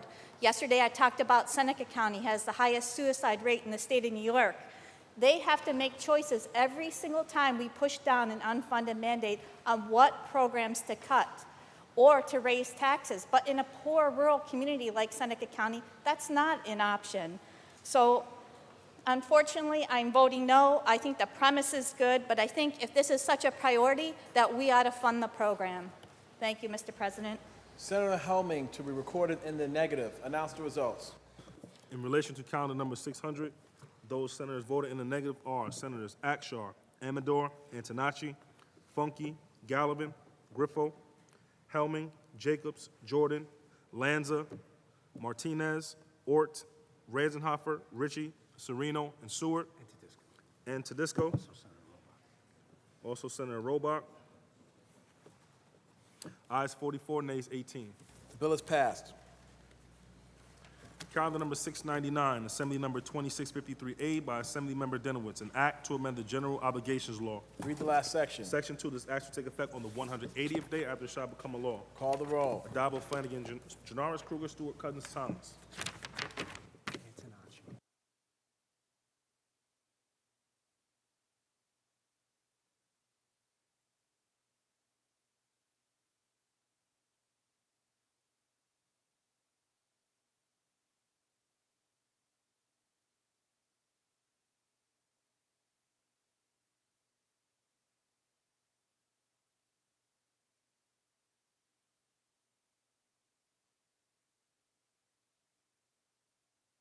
In relation to calendar 699, those senators voted in the negative are Senators Akshar, Amador, Antonacci, Helming, Jacobs, Jordan, Lanza, Sereno, and Tedesco. Ayes 53, nays 9. The bill is passed. Calendar number 784, Senate Print 5666B by Senator Benjamin, an act to amend the Public Authorities Law. Read the last section. Section 4, this act shall take effect immediately. Call the roll. Adabo, Flanagan, Janoris, Kruger, Stewart, Cousins, Thomas. Announce the results. Ayes 62. The bill is passed. Calendar number 790, Senate Print 3994 by Senator Gorin, an act to amend the Village Law. Read the last section. Section 2, this act shall take effect immediately. Call the roll. Adabo, Flanagan, Janoris, Kruger, Stewart, Cousins, Thomas. Announce the results. In relation to calendar 790, voted in the negative, Senator Ranzenhofer. Ayes 61, nays 1. Bill is passed. Calendar number 794, Senate Print 4676A by Senator Kavanaugh, an act to amend the Real Property Tax Law.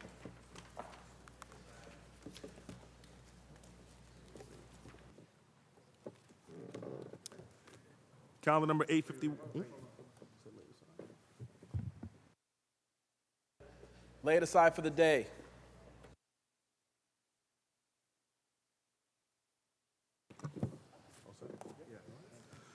Calendar number 851, Senate Print 272 by Senator Benjamin, an act to amend the Retirement and Social Security Law. Read the last section. Section 7, this act shall take effect on the 60th day after it shall become a law. Call the roll. Adabo, Flanagan, Janoris, Kruger, Stewart, Cousins, Thomas. Announce the results. In relation to calendar 851, voted in the negative, Senator Akshaw. Ayes 61, nays 1. The bill is passed. Calendar number 861, Senate Print 4118C by Senator Liu, an act to amend the Administrative Code of the City of New York. Read the last section. Section 2, this act shall take effect immediately. Call the roll. Adabo, Flanagan, Janoris, Kruger, Stewart, Cousins, Thomas.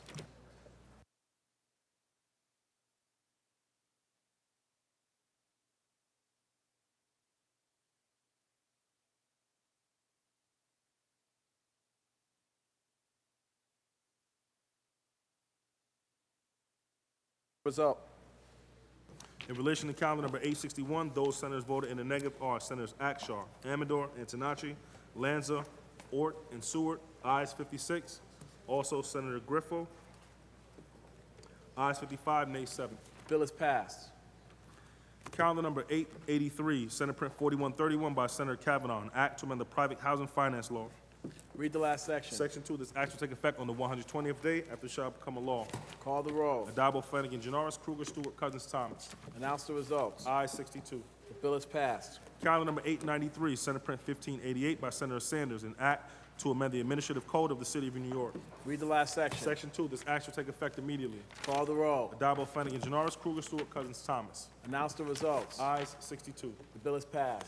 Calendar number 897, Senate Print 3041 by Senator Sanders, an act to amend the Social Services Law. Read the last section. Section 2, this act shall take effect on the 90th day after it shall become a law. Call the roll. Adabo, Flanagan, Janoris, Kruger, Stewart, Cousins, Thomas. Announce the results. Ayes 62. The bill is passed.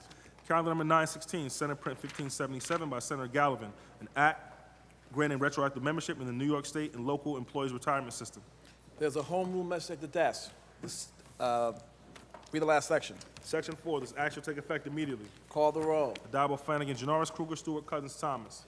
Announce the results. Ayes 62. The bill is passed. Calendar number 926, Senate Print 5763A by Senator Skoufis, an act to amend the Retirement and Social Security Law. Read the last section. Section 2, this act shall take effect immediately. Call the roll. Adabo, Flanagan, Janoris, Kruger, Stewart, Cousins, Thomas. Announce the results. Ayes 62. Bill is passed. Calendar number 933, Senate Print 4207A by Senator Metzger, an act to amend the General Municipal Law. Read the last section. Section 3, this act shall take effect immediately. Call the roll. Adabo, Flanagan, Janoris, Kruger, Stewart, Cousins, Thomas. Announce the results. Ayes 62. The bill is passed. Calendar number 953, Senate Print 2839 by Senator Kaplan, an act to amend the State Administrative Procedure Act. Read the last section. Section 7, this act shall take effect on the 1st of January. Call the roll. Adabo, Flanagan, Janoris, Kruger, Stewart, Cousins, Thomas. Announce the results. Ayes 62. The bill is passed. Calendar number 955, Assembly number 7131 by Assemblymember People Stokes, an act to amend the Alcoholic Beverage Control Law.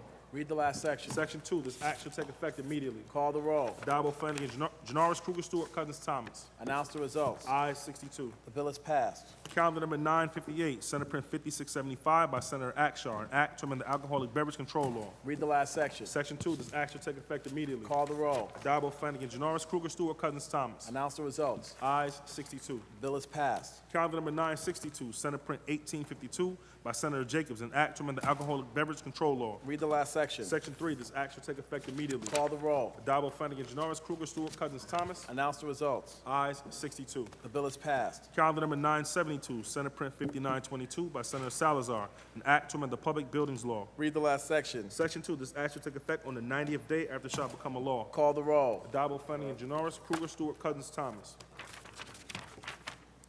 Announce the results.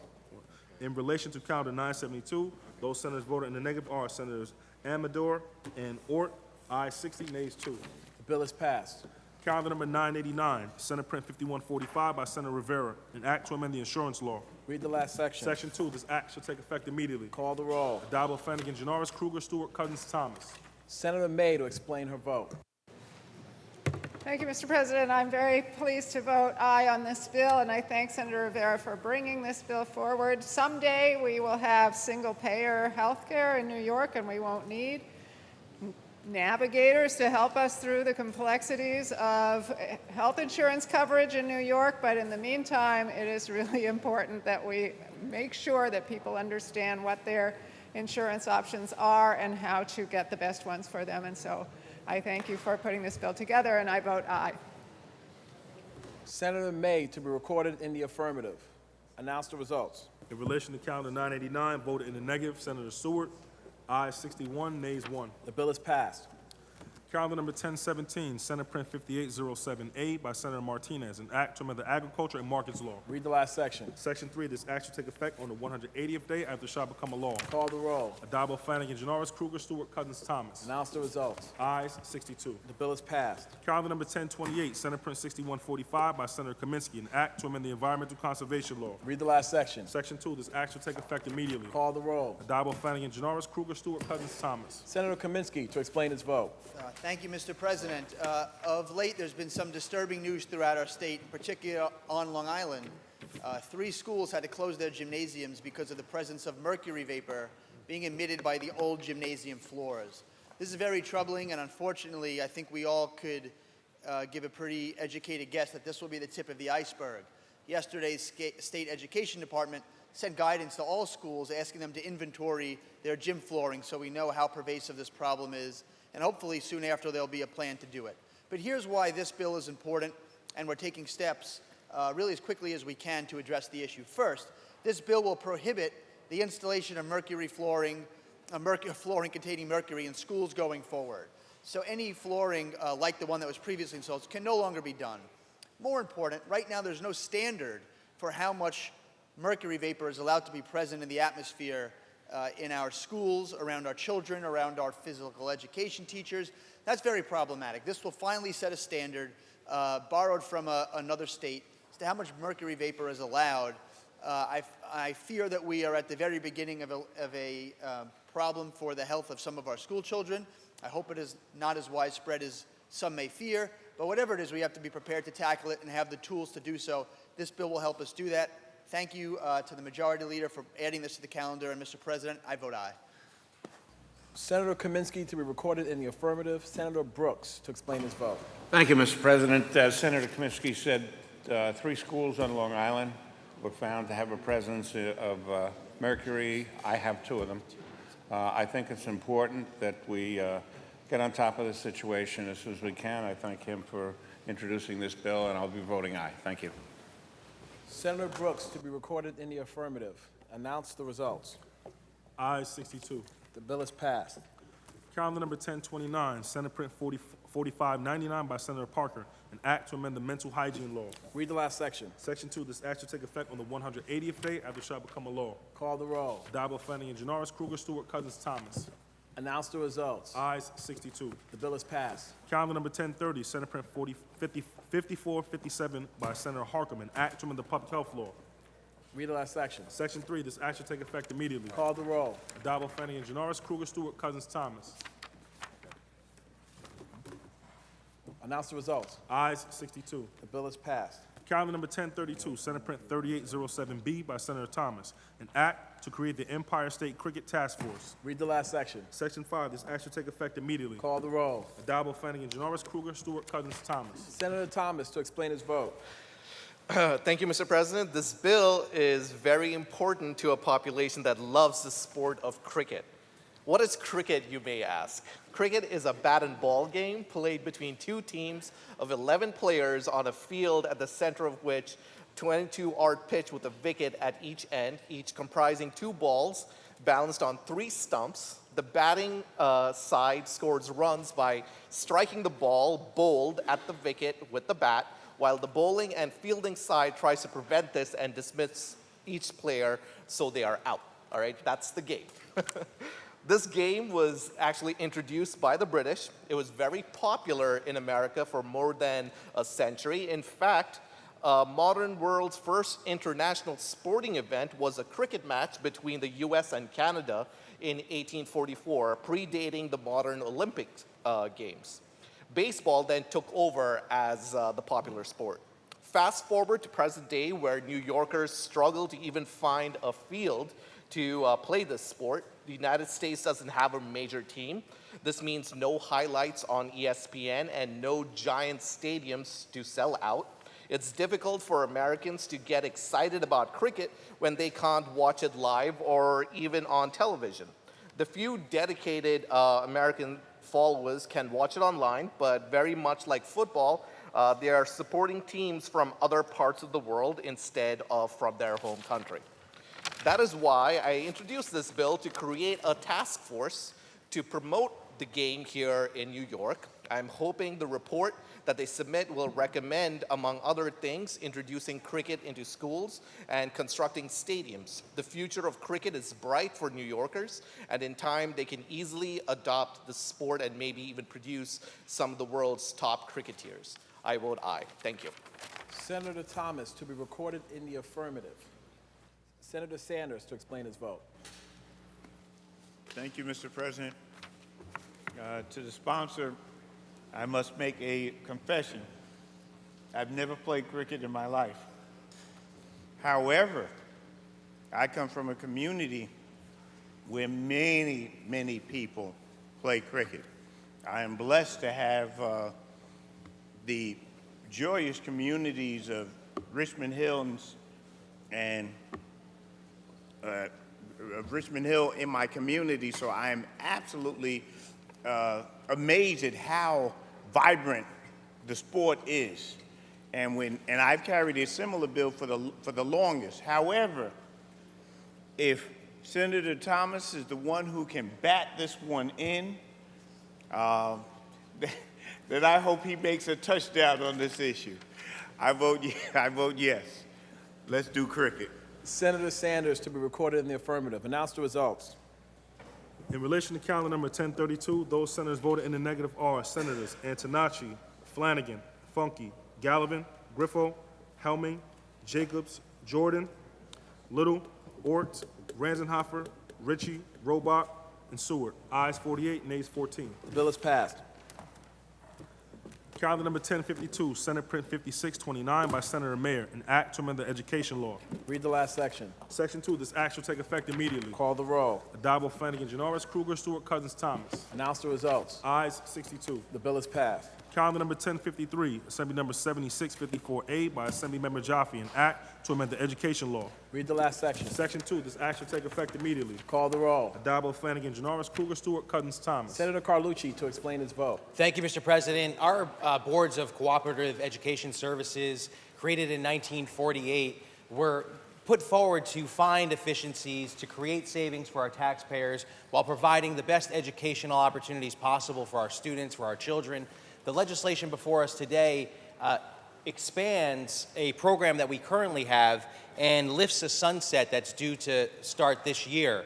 And what that does is allow for BOCES to enter into contracts to educate children from out of state. And really simply put, this helps us in a multitude of ways. 2 specifically.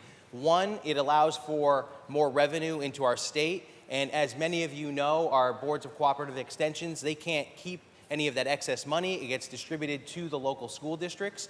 Rockland BOCES, where we've had this program really strive, we are right on the border of New Jersey, so we've seen approximately about $600,000 in revenue come into the Rockland BOCES from students from New Jersey.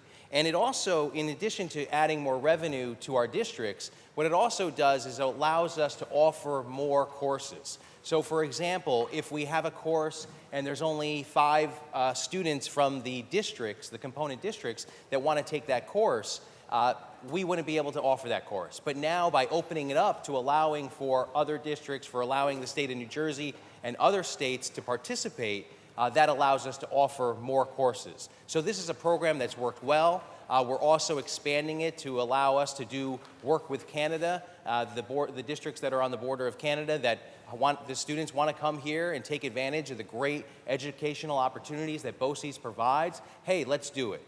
It's adding to our economies of scale, makes it more efficient, saves property taxpayers dollars, and continues to provide a wonderful education that we've come to deserve and expect here in New York State. So I'll be supporting this legislation. Thank you, Mr. President. Senator Carlucci, to be recorded in the affirmative. Announce the results. Ayes 62. The bill is passed.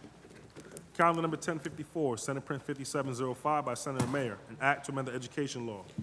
Read the last section. Section 3, this act shall take effect immediately. Call the roll. Addabbo, Flanagan, Janoris, Kruger, Stewart, Cousins, Thomas. Announce the results. Ayes 62. The bill is passed. Calendar number 1058, Senate Print 5769 by Senator Metzger, an act relating to payments in lieu of taxes paid to the Menacing Valley Central School District.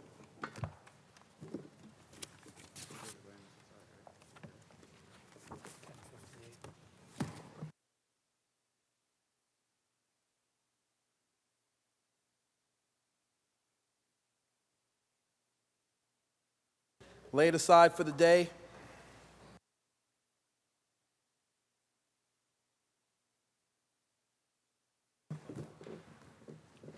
Calendar number 1066, Senate Print 4951A by Senator Sepulveda, an act to amend the Surrogate Courts Procedure Act. Read the last section. Section 2, this act shall take effect immediately. Call the roll. Addabbo, Flanagan, Janoris, Kruger, Stewart, Cousins, Thomas.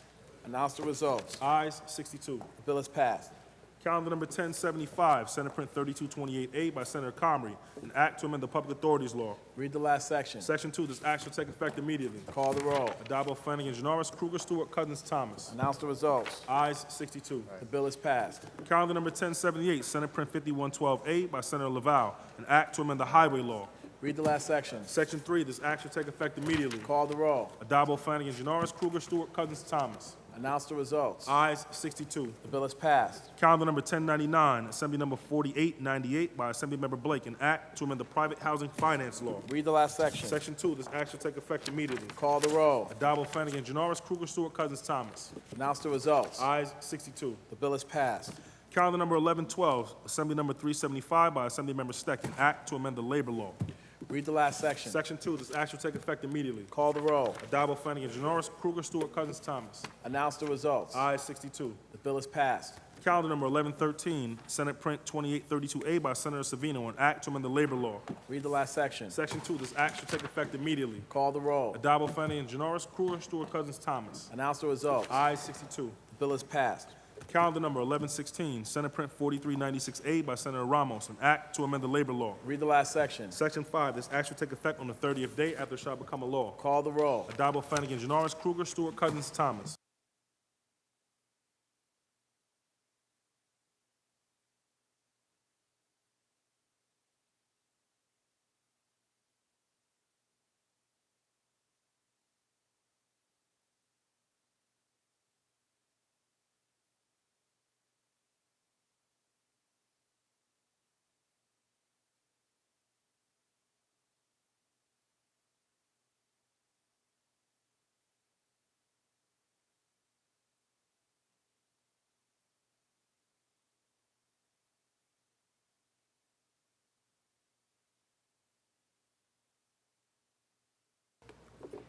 Announce the results.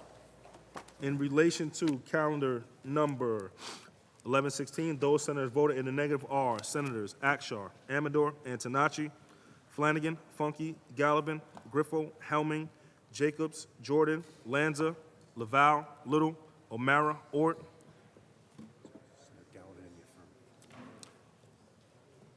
Ranzenhofer, Ritchie, Robach, Sereno, Seward, and Tedesco.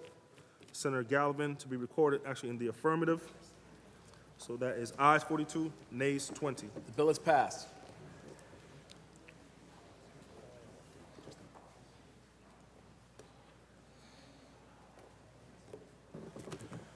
Calendar number 1117, Senate Print 5791 by Senator Ramos, an act to amend the labor law. Read the last section. Section 2, this act shall take effect on the 90th day after it shall become a law. Call the roll. Addabbo, Flanagan, Janoris, Kruger, Stewart, Cousins, Thomas. Senator Ort to explain his vote. Thank you, Mr. President. I'm going to be supporting this legislation for the following reasons. This bill would add penalties to employers who hire folks who are here illegally and then leverage that status to, threaten retaliation knowing that status. I view employers who hire folks who have broken our immigration laws as part of the problem with illegal immigration, not part of the solution. And in my view, we shouldn't be encouraging any kind of that kind of behavior. So to me, this doesn't preclude someone from calling a federal agency if they know someone to be here illegally, even if they are an employer. What it precludes them is to hold that over an employee and try to extort them or exploit them or leverage that to do something that's wrong. That should, everybody, if you have a problem with illegal immigration, these folks who would do that are part of that problem. And so while I may come at this from a different angle than the sponsor, I absolutely think we should be supporting a piece of legislation like this, and hopefully it'll give employers pause to hiring folks who aren't here legally in the first place. So for those reasons, Mr. President, I vote aye. Senator Ort to be recorded in the affirmative. Announce the results. In relation to calendar 1117, those senators voting in the negative are Senators Akshar, Jacobs, and Ranzenhofer. Ayes 59, nays 3. The bill is passed. Calendar number 1118, Senate Print 6204 by Senator Hoylman, an act to amend the labor law. Read the last section. Section 2, this act shall take effect immediately. Call the roll. Addabbo, Flanagan, Janoris, Kruger, Stewart, Cousins, Thomas. Announce the results. In relation to calendar 1118, voted in the negative, Senator Akshar. Ayes 61, nays 1. The bill is passed. Calendar number 1170, Senate Print 5935 by Senator Harkman, an act to amend the social services law and the public health law. Read the last section. Section 4, this act shall take effect July 1st, 2019. Call the roll. Addabbo, Flanagan, Janoris, Kruger, Stewart, Cousins, Thomas.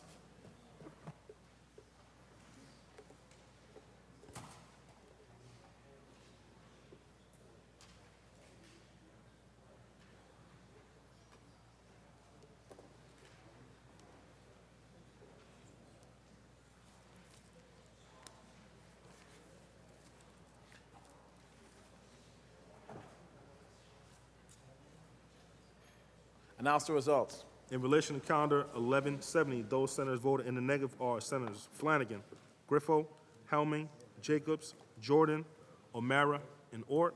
Ayes 55, nays 7. The bill is passed. Calendar number 1218, Senate Print 5262A by Senator Harkman, an act to amend Chapter 646 of the laws of 1939. Read the last section. Section 2, this act will take effect immediately. Call the roll. Addabbo, Flanagan, Janoris, Kruger, Stewart, Cousins, Thomas. Announce the results. In relation to calendar 1218, voted in the negative, Senator Jacob. Ayes 60. Excuse me. Ayes 62. The bill is passed. Calendar number 1228, Senate Print 6235 by Senator Metzger, an act to amend the general municipal law. Laid aside.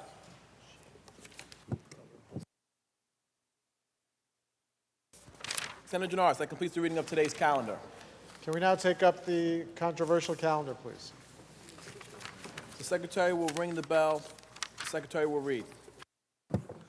Calendar number 1228, Senate Print 6235 by Senator Metzger, an act to amend the general municipal law and the tax law. Senator Amador. Mr. President, will the sponsor, can I ask, just yield for some questions, please? I'm at a different desk. Yes.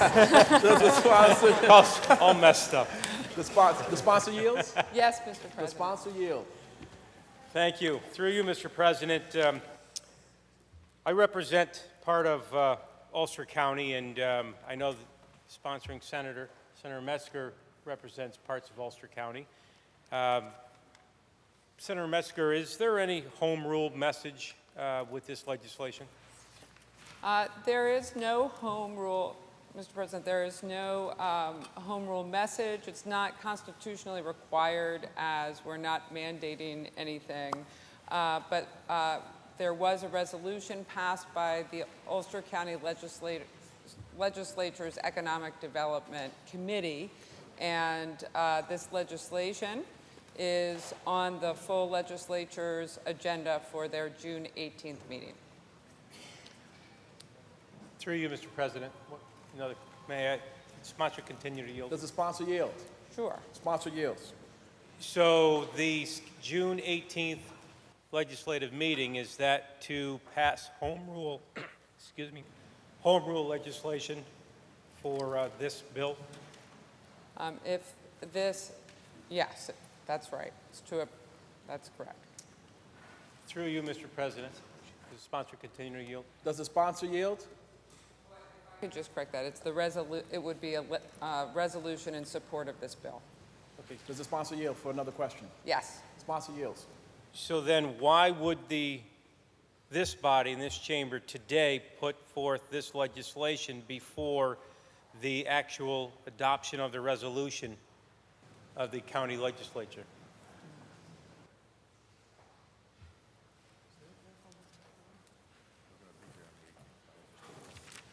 So county legislators expressed to me their desire to see this legislation happen. Again, it's up to them to approve it, and beyond that, it is if Ulster County is included in the Community Preservation Act, it still requires that individual cities, towns, villages pass referendum in support of participating in this. So this is really about home rule and communities choosing whether or not to use this tool to protect farmland, open space, important ecological and recreational resources. Mr. President, on the bill. Senator Amador on the bill. I thank the sponsor for answering my questions. I know a few years back when this legislative body, I think it was back in 2007, passed the Hudson Valley Community Preservation Act of 2007. It required the counties of Westchester as well as Putnam County to have home rule resolutions part of the adoption of this act. And I just find it that today they want to amend and allow, this body is now going to allow Ulster County to be part of the Hudson Valley Community Preservation Act without any home rule. And because of that, I will be voting in the negative. Thank you, Mr. President. Are there any other senators wishing to be heard? Seeing and hearing none, debate is closed. The Secretary will ring the bell.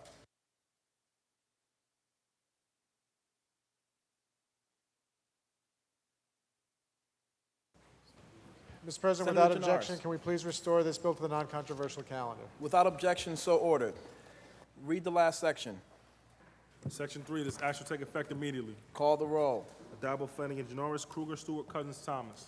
Announce the results.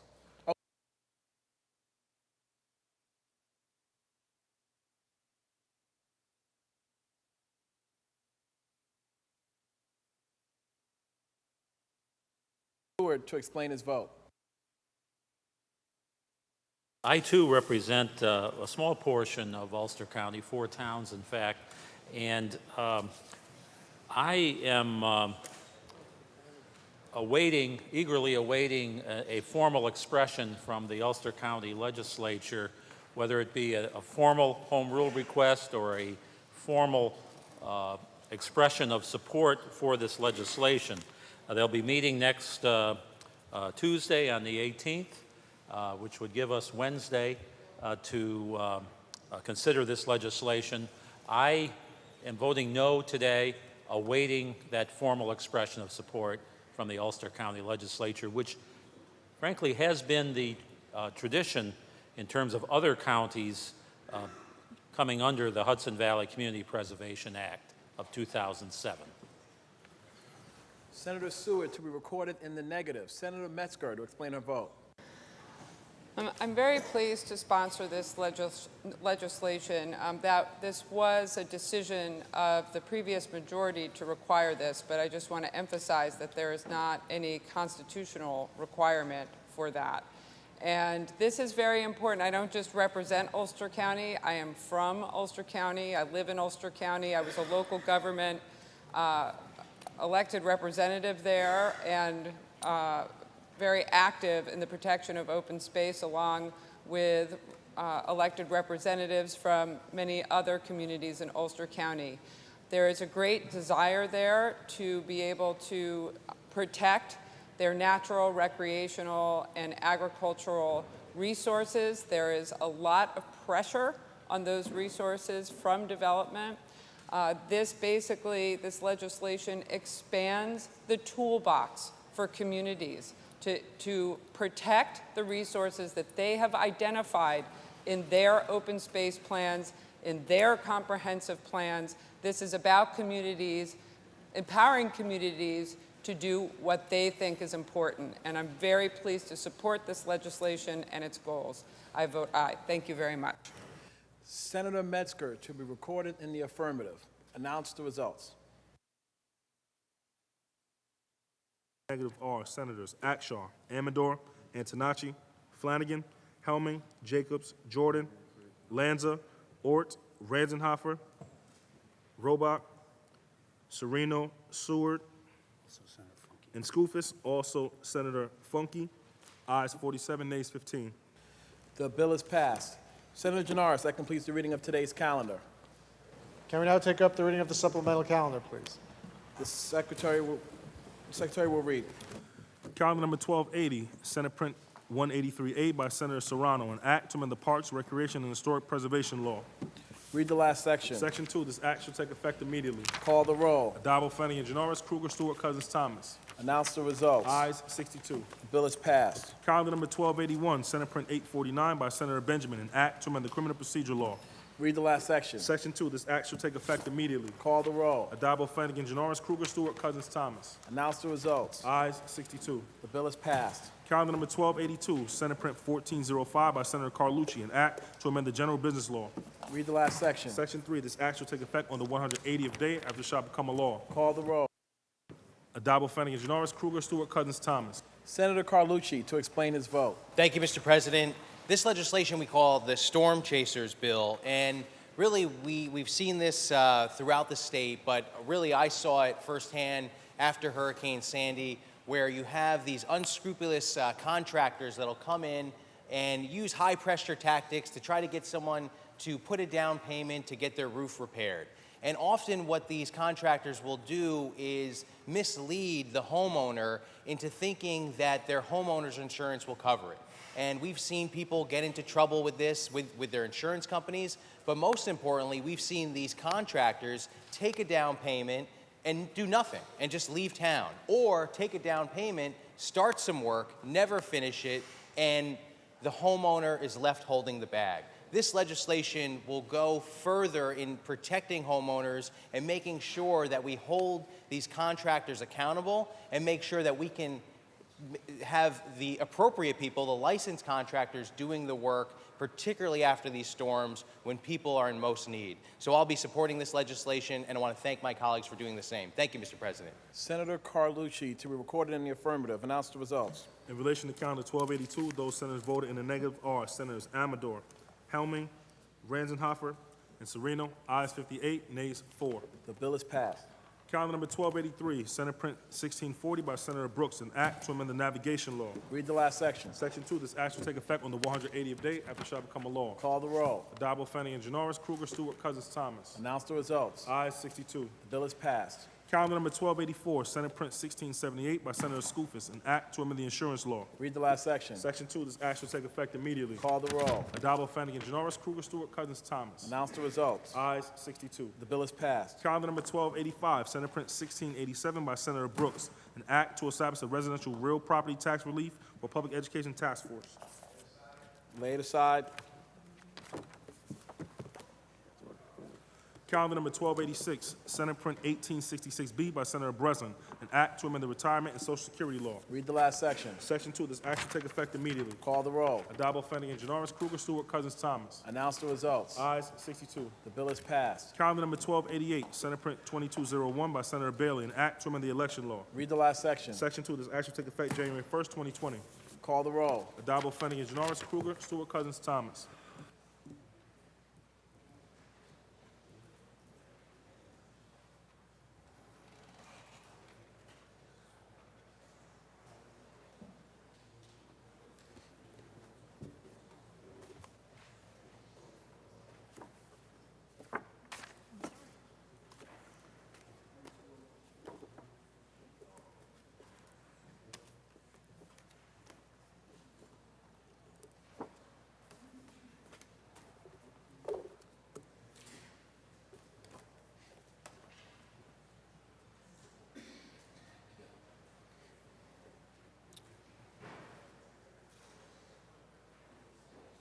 Announce the results.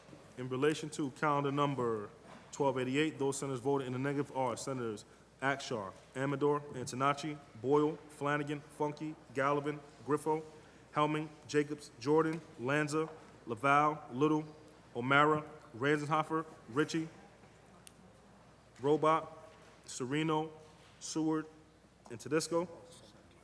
Also Senator Martinez.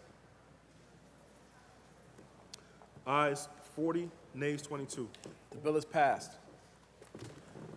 Calendar number 1289, Senate Print 2394 by Senator Breslin, an act to amend the state finance law and general municipal law. Read the last section. Section 4, this act shall take effect immediately. Call the roll. Adabo, Flanagan, Janoris, Kruger, Stewart, Cousins, Thomas. Announce the results. Ayes 62. The bill is passed. Calendar number 1290, Senate Print 2779A by Senator Comrie, an act to amend the public authorities law. Read the last section. Section 2, this act shall take effect immediately. Call the roll. Adabo, Flanagan, Janoris, Kruger, Stewart, Cousins, Thomas. Announce the results. In relation to calendar 1290, those senators voted in the negative, Senators Antonacci and Griffo. Ayes 60, nays 2. The bill is passed. Calendar number 1291, Senate Print 3112 by Senator Akshar, an act to amend Chapter 125 of the laws of 2017. Read the last section. Section 2, this act shall take effect immediately. Call the roll. Adabo, Flanagan, Janoris, Kruger, Stewart, Cousins, Thomas. Announce the results. In relation to calendar number 1291, voted in negative, Senator Martinez. Ayes 61, nays 1. The bill is passed. Calendar number 1292, Senate Print 3233 by Senator Savino, an act to amend the penal law and the vehicle and traffic law. Read the last section. Section 4, this act shall take effect immediately. Call the roll. Adabo, Flanagan, Janoris, Kruger, Stewart, Cousins, Thomas. Announce the results. Ayes 62. The bill is passed. Calendar number 1294, Senate Print 3428 by Senator Salazar, an act to establish a commission to be known as the New York State Temporary Commission on the Threat of Rising Oceans. Read the last section. Section 3, this act shall take effect immediately. Call the roll. Adabo, Flanagan, Janoris, Kruger, Stewart, Cousins, Thomas.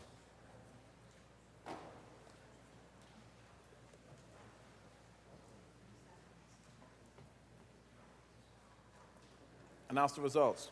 In relation to calendar number 1294, those senators voted in the negative are Senators Akshar, Amador, Funky, Lanza, and Ranzenhofer. Ayes 57, nays 5. The bill is passed.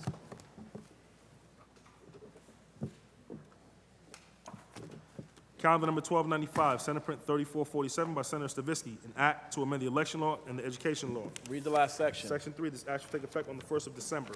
Call the roll. Adabo, Flanagan, Janoris, Kruger, Stewart, Cousins, Thomas. Announce the results. Ayes 62. The bill is passed. Calendar number 1296, Senate Print 3466 by Senator Griffo, an act to amend the highway law.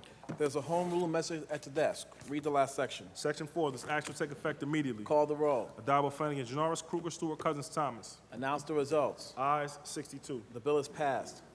Calendar number 1297, Senate Print 3478 by Senator Carlucci, an act to amend the property tax law, the real property tax law. Read the last section. Section 2, this act shall take effect immediately. Call the roll. Addabbo, Flanagan, Janoris, Kruger, Stewart, Cousins, Thomas. Senator Carlucci to explain his vote. President.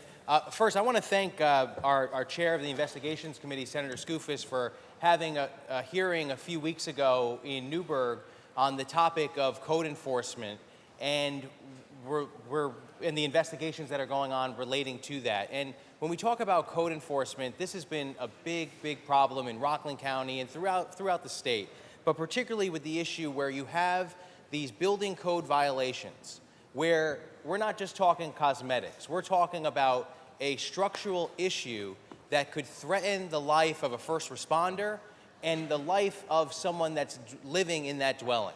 And so these code violations need to be taken very seriously. And what we found over and over again, and what was confirmed at the hearing in Newburgh, is that many times these violations just go unpaid. And what this legislation will do is allow for a municipality to add those outstanding code violations to the tax levy.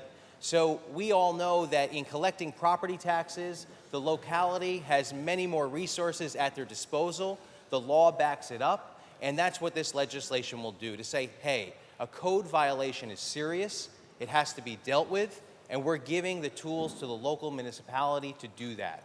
So, Mr. President, I support this legislation. I want to thank my colleagues for doing the same. Thank you. Senator Carlucci to be recorded in the affirmative. Announce the results. Ayes 62. The bill is passed. Calendar number 1299, Senate Print 3654 by Senator Salazar, an act to amend the general business law. Read the last section. Section 2, this act shall take effect immediately. Call the roll. Addabbo, Flanagan, Janoris, Kruger, Stewart, Cousins, Thomas. Senator Salazar to explain her vote. Thank you, Mr. President. There's an ongoing and severe shortage of sufficient drugs used for chemotherapy, to treat infections, and for other serious illnesses. It's endangering patients. It's forcing hospitals to buy life-saving medications from secondary suppliers at huge markups. These shortages, mainly involving widely used generic and injectable medications, which ordinarily are cheap, have delayed critical surgeries and cancer treatments, leaving patients in unnecessary pain and forcing hospitals to give less effective treatment. This further results in complications and longer hospital stays. No patient's health should be put in danger in order to increase the profit margins of price gougers. This legislation seeks to ensure that any medication the FDA identifies as being in short supply is protected from unconscionably high price hikes. Now, impacted patients will finally have the right to take legal action when their access to prescribed medication is obstructed by price gouging. This bill also grants authority to our State Attorney General to investigate these cases and pursue legal action against price gougers. Price gouging is only one of the major problems caused by profit motives' outsized influence on our healthcare system. We need to continue to move away from treating healthcare as a for-profit industry and instead move toward a model of treating healthcare as a human right. Mr. President, I vote aye. Thank you. Senator Salazar to be recorded in the affirmative. Senator Carlucci to explain his vote. Thank you, Mr. President. I want to thank Senator Salazar for this very important piece of legislation. We know and we've seen cases where the price of a drug, specifically we can point to Daraprim, in 2015, it went from $13.50 overnight to $750.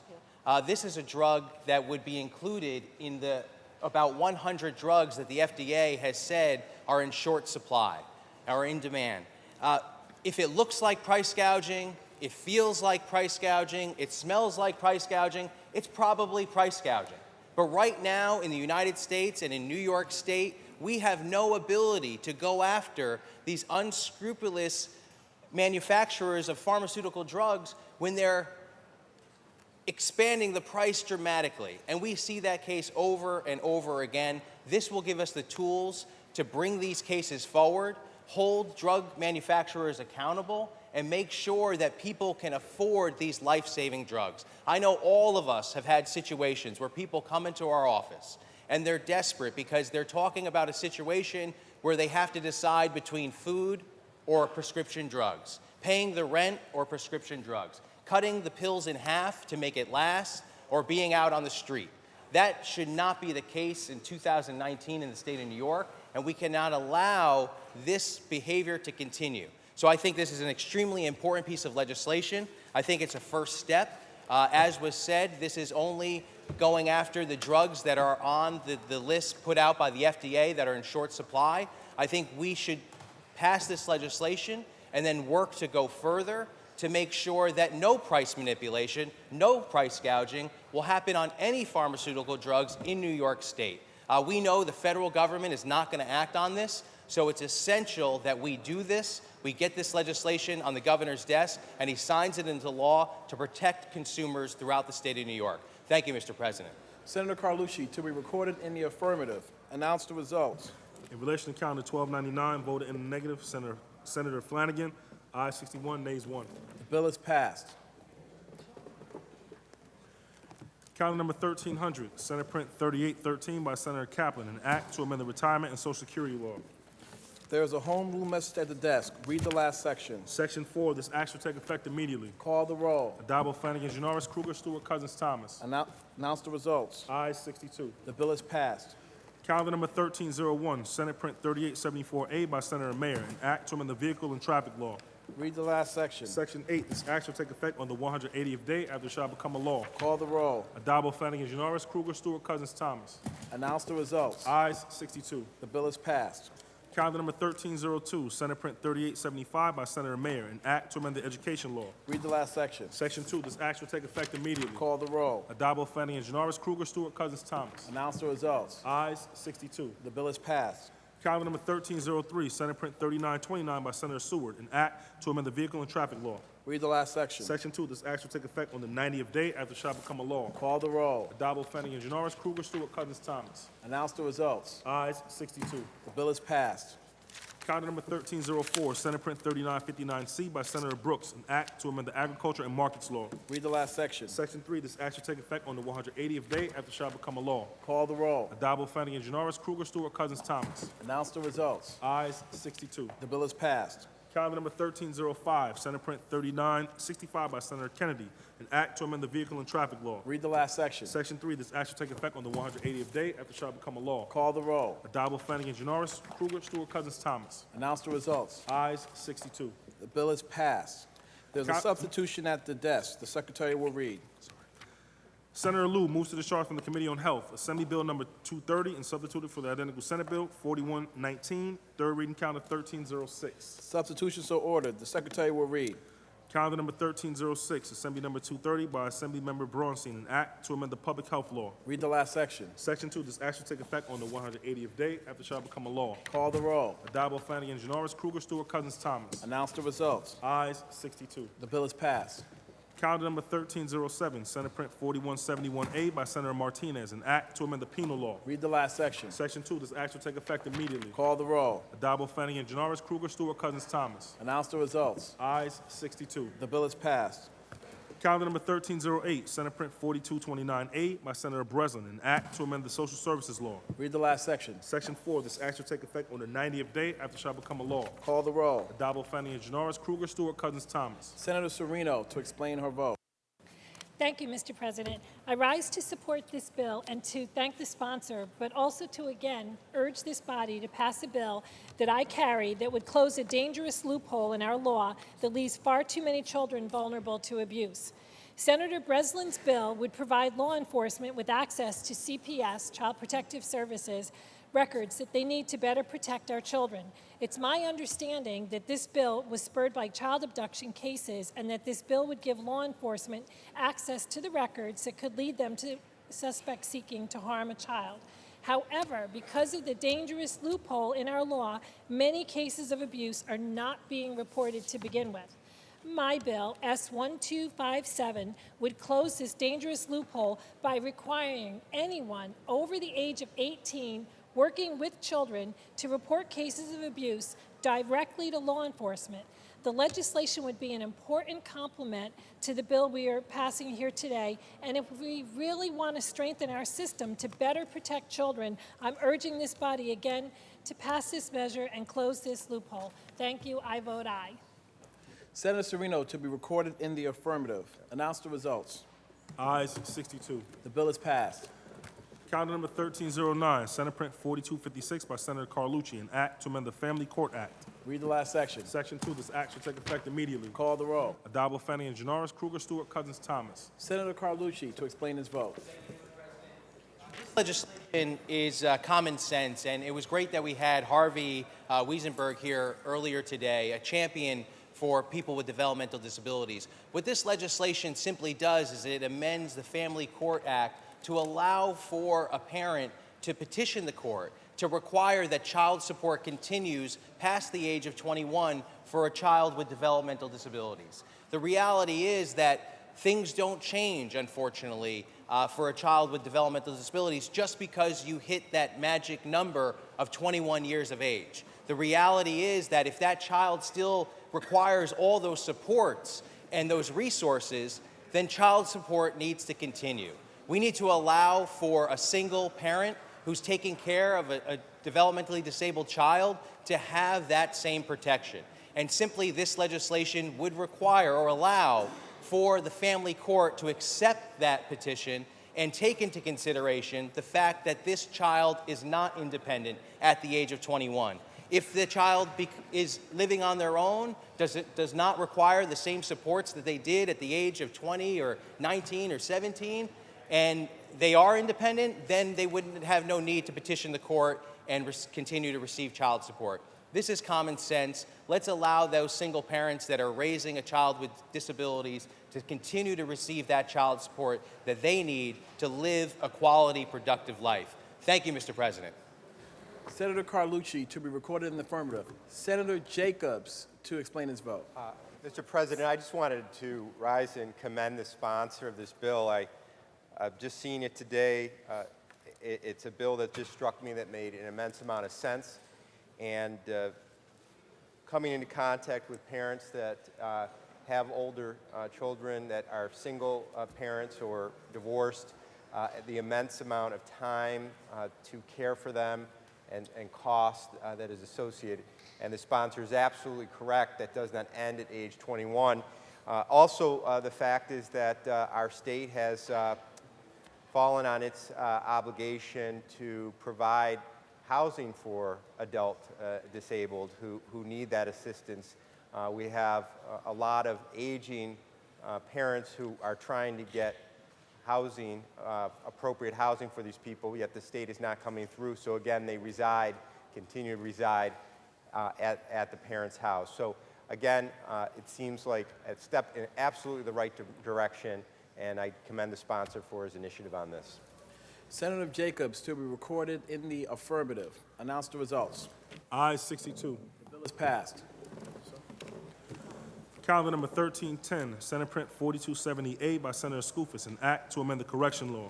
Read the last section. Section 3, this act shall take effect immediately. Call the roll. Adabo, Fanning, and Janoris, Kruger, Stewart, Cousins, Thomas. Announce the results. Ayes 62. The bill is passed. Calendar number 1311, Senate Print 4325 by Senator Sepulveda, an act to amend the environmental conservation law. Read the last section. Section 4, this act shall take effect 1 year after it shall become a law. Call the roll. Adabo, Fanning, and Janoris, Kruger, Stewart, Cousins, Thomas.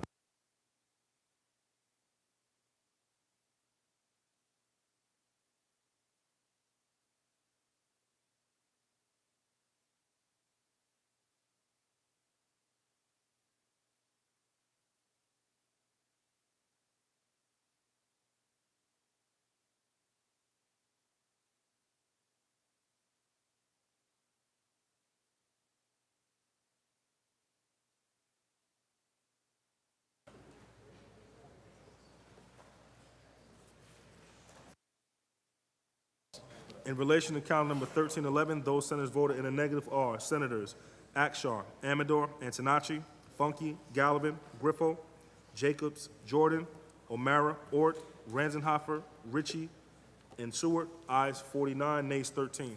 The bill is passed. Calendar number 1312, Senate Print 4337 by Senator Serrano, an act to amend the general city law. Read the last section. Section 3, this act shall take effect on the 30th day after it shall become a law. Call the roll. Addabbo, Flanagan, Janoris, Kruger, Stewart, Cousins, Thomas. Announce the results. Ayes 62. The bill is passed. Calendar number 1313, Senate Print 4448 by Senator Prasad. No, pardon me, 448 by Senator Prasad, an act to amend Chapter 658 of the laws of 2002. Read the last section. Section 2, this act shall take effect immediately. Call the roll. Addabbo, Flanagan, Janoris, Kruger, Stewart, Cousins, Thomas. Announce the results. Ayes 62. The bill is passed. Calendar number 1314, Senate Print 4499 by Senator Harkam, an act to amend the mental hygiene law. Read the last section. Section 2, this act shall take effect on the 180th day after it shall become a law. Call the roll. Addabbo, Flanagan, Janoris, Kruger, Stewart, Cousins, Thomas. Announce the results. Ayes 62. The bill is passed. Calendar number 1315, Senate Print 4522 by Senator Gunardes, an act to amend the vehicle and traffic law. Read the last section. Section 4, this act shall take effect on the 1st of November. Call the roll. Addabbo, Flanagan, Janoris, Kruger, Stewart, Cousins, Thomas. Announce the results. Ayes 62. The bill is passed. Calendar number 1316, Senate Print 4536 by Senator Parker, an act to amend the Domestic Relations Law and the Family Court Act. Read the last section. Section 9, this act shall take effect on the 90th day after it shall become a law. Call the roll. Addabbo, Flanagan, Janoris, Kruger, Stewart, Cousins, Thomas. Announce the results. Ayes 62. The bill is passed. There's a substitution at the desk. The secretary will read. Senator Sanders moves to discharge from the Committee on Local Government, Assembly Bill number 4420, is substituted for the identical Senate Bill 4585, third reading calendar 1317. Substitution so ordered. The secretary will read. Calendar number 1317, Assembly number 4420 by Assembly Member Zabrowski, an act to amend the real property tax law. Read the last section. Section 2, this act shall take effect immediately. Call the roll. Addabbo, Flanagan, Janoris, Kruger, Stewart, Cousins, Thomas. Announce the results. Ayes 62. The bill is passed. Calendar number 1318, Senate Print 4839 by Senator Seward, an act to amend the town law. Read the last section. Section 3, this act shall take effect immediately. Call the roll. Addabbo, Flanagan, Janoris, Kruger, Stewart, Cousins, Thomas. Announce the results. Ayes 62. The bill is passed. Calendar number 1319, Senate Print 4913 by Senator Gunardes, an act to amend an act to provide for the payment of the annual contribution owed and to be owed on behalf of the New York City Off-Track Betting Corporation. Read the last section. Section 6, this act shall take effect immediately. Call the roll. Addabbo, Flanagan, Janoris, Kruger, Stewart, Cousins, Thomas.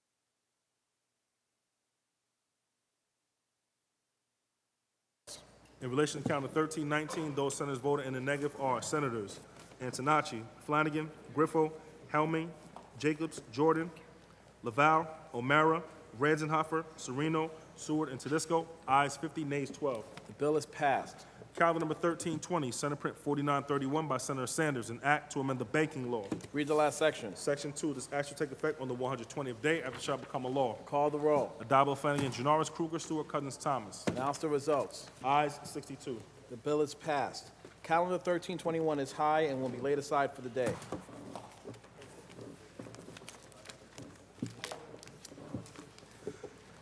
Calendar number 1322, Senate Print 4972 by Senator Rivera, an act to amend the public health law. Read the last section. Section 2, this act shall take effect immediately. Call the roll. Addabbo, Flanagan, Janoris, Kruger, Stewart, Cousins, Thomas. Announce the results. Ayes 62. The bill is passed. Calendar number 1323, Senate Print 4990A by Senator Biaggi, an act to amend the social services law. Read the last section. Section 2, this act shall take effect on the 180th day after it shall become a law. Call the roll. Addabbo, Flanagan, Janoris, Kruger, Stewart, Cousins, Thomas. Announce the results. Ayes 62. The bill is passed. There's a substitution at the desk. The secretary will read. Senator Carlucci moves to discharge from the Committee on Rules, Assembly Bill number 1370C, is substituted for the identical Senate Bill 5121A, third reading calendar 1324. Substitution so ordered. The secretary will read. Calendar number 1324, Assembly number 1370C by Assemblymember Abinati, an act to amend the mental hygiene law. Read the last section. Section 2, this act shall take effect on the 120th day after it shall become a law. Call the roll. Addabbo, Flanagan, Janoris, Kruger, Stewart, Cousins, Thomas. Announce the results. Ayes 62. The bill is passed. Calendar number 1325, Senate Print 5214A by Senator Brooks, an act to direct the Division of Veteran Services and the Division of the Budget to conduct a study on veteran services. Read the last section. Section 2, this act shall take effect immediately. Call the roll. Adabo, Fenning, Janoris, Kruger, Stewart, Cousins, Thomas. Announce the results. Ayes 62. The bill is passed.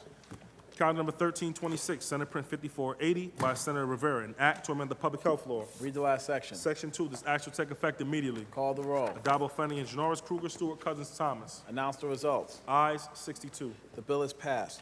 There's a substitution at the desk. The secretary will read. Senator Carlucci moves to discharge from the Committee on Rules Assembly Bill number 6593, substituted for the identical Senate Bill 5500, third reading calendar 1327. Substitution so ordered. The secretary will read. Calendar number 1327, Assembly number 6593 by Assemblymember Zabrowski, an act to amend Chapter 329 of the laws of 2009. Read the last section. Section 2, this act shall take effect immediately. Call the roll. Adabo, Fenning, Janoris, Kruger, Stewart, Cousins, Thomas. Announce the results. Ayes 62. The bill is passed. There is a substitution at the desk. The secretary will read. Senator Carlucci moves to discharge from the Committee on Alcoholism and Drug Abuse, Assembly Bill number 7277, and substituted for the identical Senate Bill 6361, third reading calendar 1328. Substitution so ordered. The secretary will read. Calendar number 1328, Assembly number 7277 by Assemblymember Rosenthal, an act to amend the public health law. Read the last section. Section 2, this act shall take effect on the 60th day after it shall become a law. Call the roll. Adabo, Fenning, Janoris, Kruger, Stewart, Cousins, Thomas. Senator Carlucci to explain his vote. Mr. President, this Monday I was at Rockland Community College teaming up with Oasis, and we did a naloxone or a Narcan training. And it's been a great opportunity, and we've trained hundreds of people in Rockland and Westchester counties on how to use naloxone and providing them with the kit. And we know that naloxone saves lives. We're trying to get it in the hands of more people. What this legislation does is it provides information for what the Good Samaritan law is. Because we get a lot of questions where people say, well, can I administer naloxone? Will I be held liable? The answer is you are perfectly fine to administer naloxone, just like you would try to give someone CPR or administer first aid if you saw they were in trouble. We need to make sure that this information gets out there. We have a law on the books, and particularly when we talk about the opioid crisis and people experiencing an opioid overdose, we want to make sure that no one is afraid to first respond and give naloxone, and second, to call 911, to call the police and make sure that a medical attention is brought.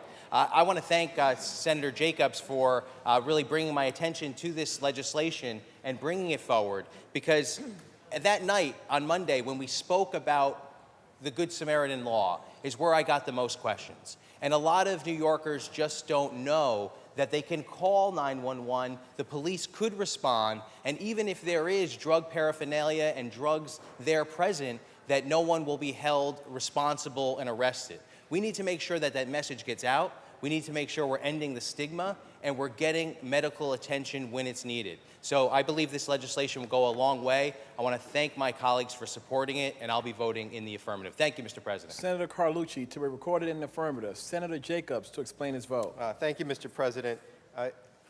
I've had the opportunity in my district to partner with local governments, our county health department, to do Narcan training.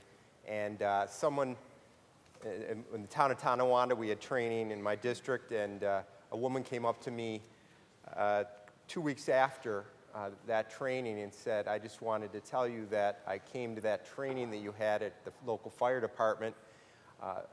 Last week, my son overdosed, and thanks to the training, he is now alive. So Narcan and what it does is real, and anything we can do to make it more available for people to use, and certainly making it, giving assurance to people that there will be no consequences legally if they try to do their best to save someone's life.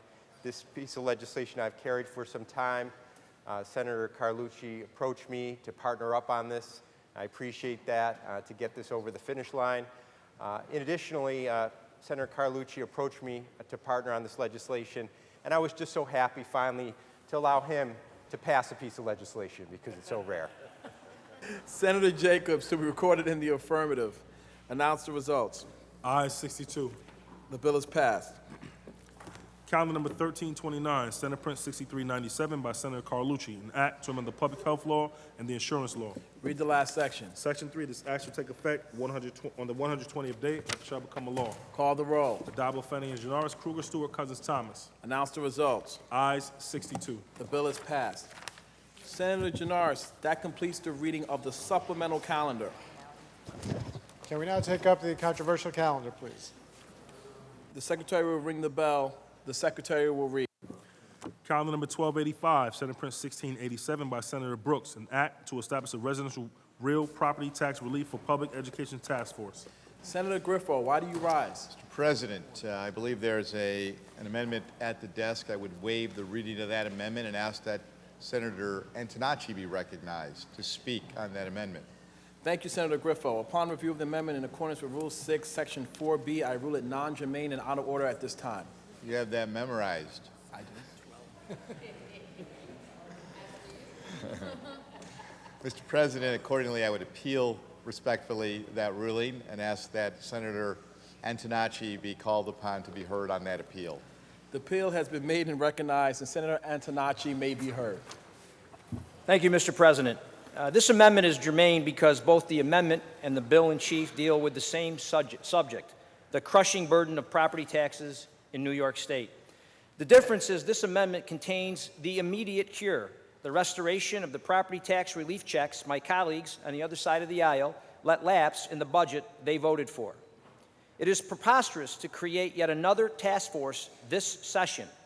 The bill today to study property tax relief while we already know that New York State residents pay the highest taxes in the country. Republicans created the original STAR program, the STAR rebate checks, enacted the property tax cap, and last year, when in control of this House, stopped $20 billion in new taxes and fees proposed by the Assembly and the Executive. We don't need a new task force to tell us what we need to do here. Our residents need immediate relief. The evidence of this is in the numbers of people fleeing this state for tax-friendly locales. 14 task forces have been passed this year. Waiting for 3 years, the results of yet another task force won't solve our problems. But voting for my amendment means solving this problem immediately and saving thousands of property owners billions of dollars. I urge my colleagues respectfully to override the opinion of the chair. Thank you, Mr. President. Thank you, Senator Antonacci. I want to remind the House of the voters on the procedures of the House and the ruling of the chair. Those in favor of overruling the chair signify by saying aye. A show of hands has been requested and so ordered. Ayes 18. The ruling of the chair stands and the bill in chief is before the House. Are there any other senators wishing to be heard? Can we return this to the non-controversial calendar, please? Without objection, so ordered. Read the last section. Section 6, this act shall take effect immediately. Call the roll. Adabo, Fenning, Janaris, Kruger, Stewart, Cousins, Thomas. Oh, Senator Flanagan to explain his vote. Thank you, Mr. President. You know, it would be easy for me, and I respect the fact that a number of my colleagues are going to vote in favor of this legislation. It would be easy for me to just get up and say, sure, I want to talk about property taxes, but I think it goes well beyond that. And for me, I feel like I'm kind of at a point of saturation. I have hanging in my office campaign materials from my father's first election back in 1972, running for the Assembly. And one of the top 3 issues, and I have it in print. Anyone who wants to look at it, I got it. In fact, it's so far back that Richard Nixon was on his campaign literature. The issue of the day was property taxes then. And unfortunately, it still is today. In my estimation, this is too many people, too long, well-intended, but I can't even fathom how long it's going to get 43 people appointed to a task force and then have them meet. So I look at this again saying is too many people, 3 years is way too long, it's kicking the can down the road, there's no reason why a hearing can't take place, a round table can't take place, there's no reason why we can't be voting on pertinent legislation But I have to tell you, I disagree with the premise of two parts of this legislation. Number one, there's a couple of lines in the legislative intent that tries to blame the federal government for the changes in the federal tax law involving SALT deductions. I didn't like the SALT deductions when they were proposed. I certainly didn't like them when they were enacted. But to suggest that the property tax burden in the state of New York is a result of that change in federal tax law is just simply inaccurate. When we are looking at things in the state of New York, it's about economic development, the creation of jobs, the generation of revenue and income for the state of New York. And right now, there is a direct correlation between educational funding and the income tax in the state of New York. So I don't think just saying we're going to shift over to the income tax and make that the premise of what this is all about in this legislation is the right way to go. You want to set up a task force? Again, too many people, too long a period of time, that's one thing. But to say now everything should be shifted to being largely funded through state income taxes, that's not an approach that I believe would be in the best interest of my constituents. I care as much about property taxes and anybody that walks in these halls, whether you're a lobbyist, a parent, a teacher, a PTA member. But at this point, with all the things we're doing and looking at things that are being advanced by the governor and the Democrats in both houses, I don't think this is going to work. And I don't want to have to go back to my constituents and say, you know what? We got to wait 3 years before we even get a recommendation. The time is now. We have the capacity and the ability to act respectfully. I honor the intention of the sponsor, but I disagree with this legislation. And accordingly, because of my feelings on behalf of my constituents, I will be voting in the negative. Thank you. Senator Flanagan to be recorded in the negative. Senator Janaris. Thank you, Mr. President. I do appreciate that my colleagues in the minority were unable to properly solve the property tax burdens that face many New Yorkers during their last decade in the majority. But for them, since we in the majority were able to make permanent the property tax cap in New York State, something they were unable to achieve, I would simply say to them, you're welcome. But our work is not done. And we're going to continue to look for more ways to relieve the tax burden that is causing a lot of grief for so many people, particularly on Long Island and in other parts of the state. And our work is not going to stop until we achieve that. And I will be voting in the affirmative for that reason, Mr. President.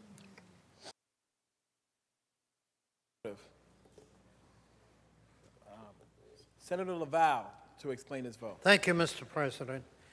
This issue has been discussed, debated for 30 or 40 years.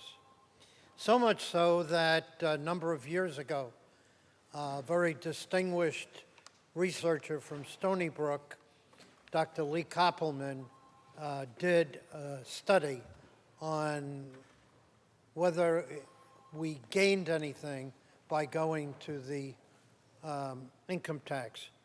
I have a report. It's on my shelf in my district office.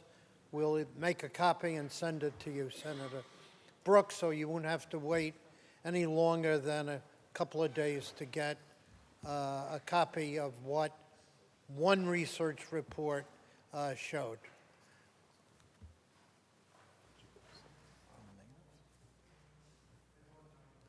Senator Laval to be recorded in the negative. Senator Jacobs to explain his vote. Thank you, Mr. President, and to Senator Brooks. I will be voting for this bill to create this task force, but with some trepidations because I really believe it misses the mark. The task force is going to look at the New York State income tax to pick up the costs of our education system compared to our current methodology of local property taxes and income taxes. Whether it is our split system of paying for it as we have now or transferring it to the income tax completely, in my mind, this completely misses the mark and it ignores the elephant in the room. The elephant in the room is why does New York State spend 90% more per pupil in education than the national average and have only marginally better results? Unless we get our arms around the amount we are spending on an annual basis, and if this spending continues to outpace everything else in our state, or most everything else in our state, Whether it's property tax or income taxes, this state over the long term will go bankrupt on these unsustainable expenses. We are leading the nation in record education spending with little to show for it, and we are leading the nation with the most people fleeing the state, and they are very much connected. I believe this connection is really what we need to focus on, and I hope we continue to we focus on this more in the future here. Thank you. To be recorded in the affirmative. Senator Lanza to explain it. Thank you, Mr. President. I'm going to vote yes, in spite of the fact that I agree with the issues being raised by my colleagues on this side of the aisle. Why not? Another 3 years. Keep looking, keep studying. I don't have faith that the problem is going to be solved by then, so maybe this lightning will strike here. I doubt it. I know that Senator Brooks is bringing this to the floor because he's as frustrated as we are with respect to what's happening with respect to the tax burden faced by our constituents all across the state. But I have to tell you, I'm amused every time I hear about this myth of the days when the Republicans controlled the entire state government and we had our crack and we couldn't solve it. I mean, people back home, they know better. They know how to add. They know how government works. In the years that I've been here, the Republicans control the Senate for a number of those years. Let's not forget, the governor's been a Democrat. The Assembly's been controlled by Democrats. And so nothing could happen without the Assembly Democrats agreeing to it, who were, in the years that I've been here, not supportive of cutting taxes. And again, the governor's been a Democrat. So, but times are different. I've heard it a number of times here. In fact, for 6 months. Guess what? Your party controls all 3 branches of government. So, if you don't cut property taxes, and you don't cut income taxes, and you don't create a better environment for businesses and families across New York State, well, guess what? There will truly be no one else to blame but you. So let's stop talking about why things didn't happen in the past. Let's move forward. And if you have an answer with respect to property taxes and regulations and income taxes, let's hear them. I know this. I don't need 43 people to tell me what the problem is. The problem in the state of New York is, remember that guy that talked about rent? The taxes are too damn high. Thank you, Mr. President. Senator Lanza to be recorded in the affirmative. Senator Griffo to explain his vote. Senator Lanza just kind of stole some of it because Jimmy McMillan was right. The rent was too damn high, but more importantly, the taxes are too damn high. And statistics prove that out. The outward migration in this state continues to, each and every year, flow south and flow to different parts of this nation. That's unacceptable. We need to stem that and stop that. And history will show that the initiatives that you're talking about that were really important relative to property tax relief were read by the Republican conference, whether it was the STAR program, the middle-class tax cuts, most of the recommendation for state spending cap, all the things that really will make a difference and truly bring relief to the taxpayers of this state were originated here. And we welcome people to come on board and to embrace this and also to accept this. And let's bring them into reality. So while well-intentioned in this particular instance, it's still problematic because we want real results, not rhetoric.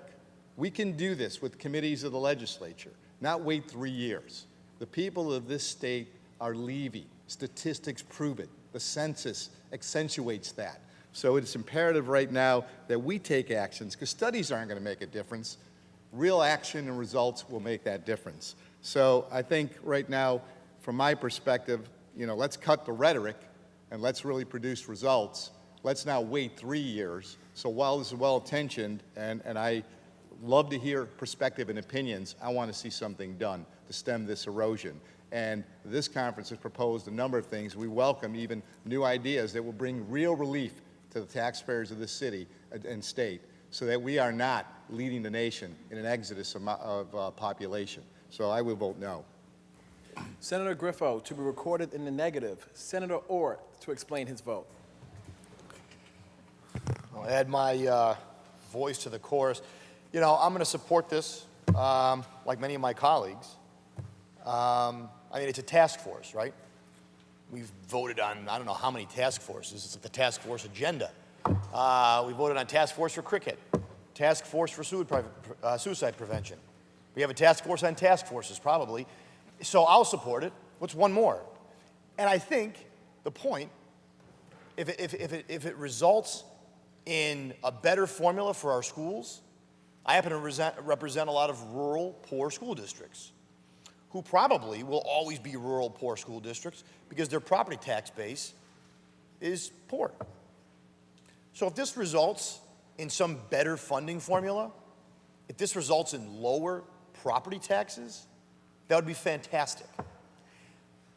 But there's a lot of people on this side of the chamber that aren't holding their breath because the expectation is if there's even a report in 3 years, I mean, there's been several task forces since I've been here, never issued any final report. We have a bill, somebody goes home, I supported a task force, people applaud, no result. So if there's an actual result, an actual report, if these 43 people, God bless them, meet and actually come up with a finding that results in lower taxes, I can think of several people in this chamber that will support that. But there's a lot of skepticism surrounding that, and I think rightfully so. Not only on whether they meet, but on what the report would come back. Maybe it'll come back and say we need to increase taxes. Taxes aren't high enough. We need to increase taxes because our poor districts aren't getting enough money. So we're going to keep the property taxes, and we're going to increase income taxes to help cover the deficit. That's what a lot of folks think might happen. And that would be a real shame, considering we're the highest tax state in the country. And as my colleague, Senator Jacobs said, we already spend more than almost any other state, if not more than any state, on higher education. So I'm going to support it because what the heck? What's one more task force? If it results in less taxes, great. But let's not engage in revisionist history when it comes to who's for lowering taxes and who's not. Mr. President, I vote aye. Senator Ort to be recorded in the affirmative. Senator Skoufis to explain his vote. Thank you very much, Mr. President. It's been interesting listening to this debate where one colleague from across the aisle gets up, one of my good colleagues, and talks about how we haven't been able to cut taxes because the Assembly has always been controlled by Democrats and the governor has always been a Democrat. You can't blame us for high taxes. Okay? Then one of my other good colleagues subsequently gets up and says, well, we deserve credit for the STAR program and the property tax cap and the middle-class income tax cuts. Ladies and gentlemen, you can't have it both ways. You can't say, oh, well, you can't blame us for high taxes. We can't do anything about it because of everyone else. And then in the next breath say, oh, well, we take credit. We're responsible for all these actual tax actions that have provided relief in recent years. And so let me just conclude by this. Yes, property taxes are too damn high. We've all identified that problem. This task force doesn't look to identify that problem. This task force looks to solve that problem that we all identify.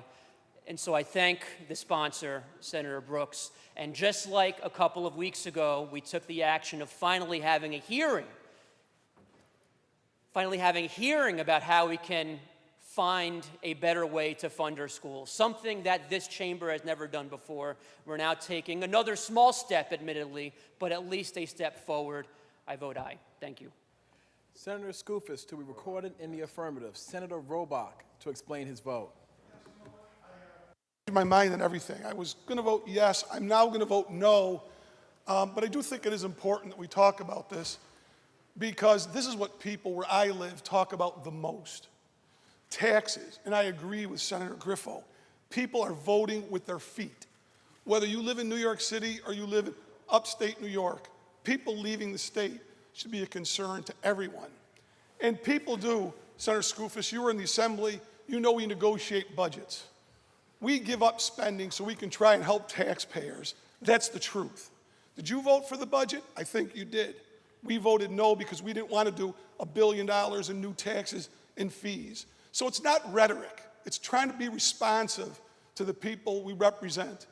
And while I applaud Senator Brooks, this, quite frankly, is a Band-Aid on a limb being cut off. The time to act is now. And you're right, good or bad, you have the responsibility.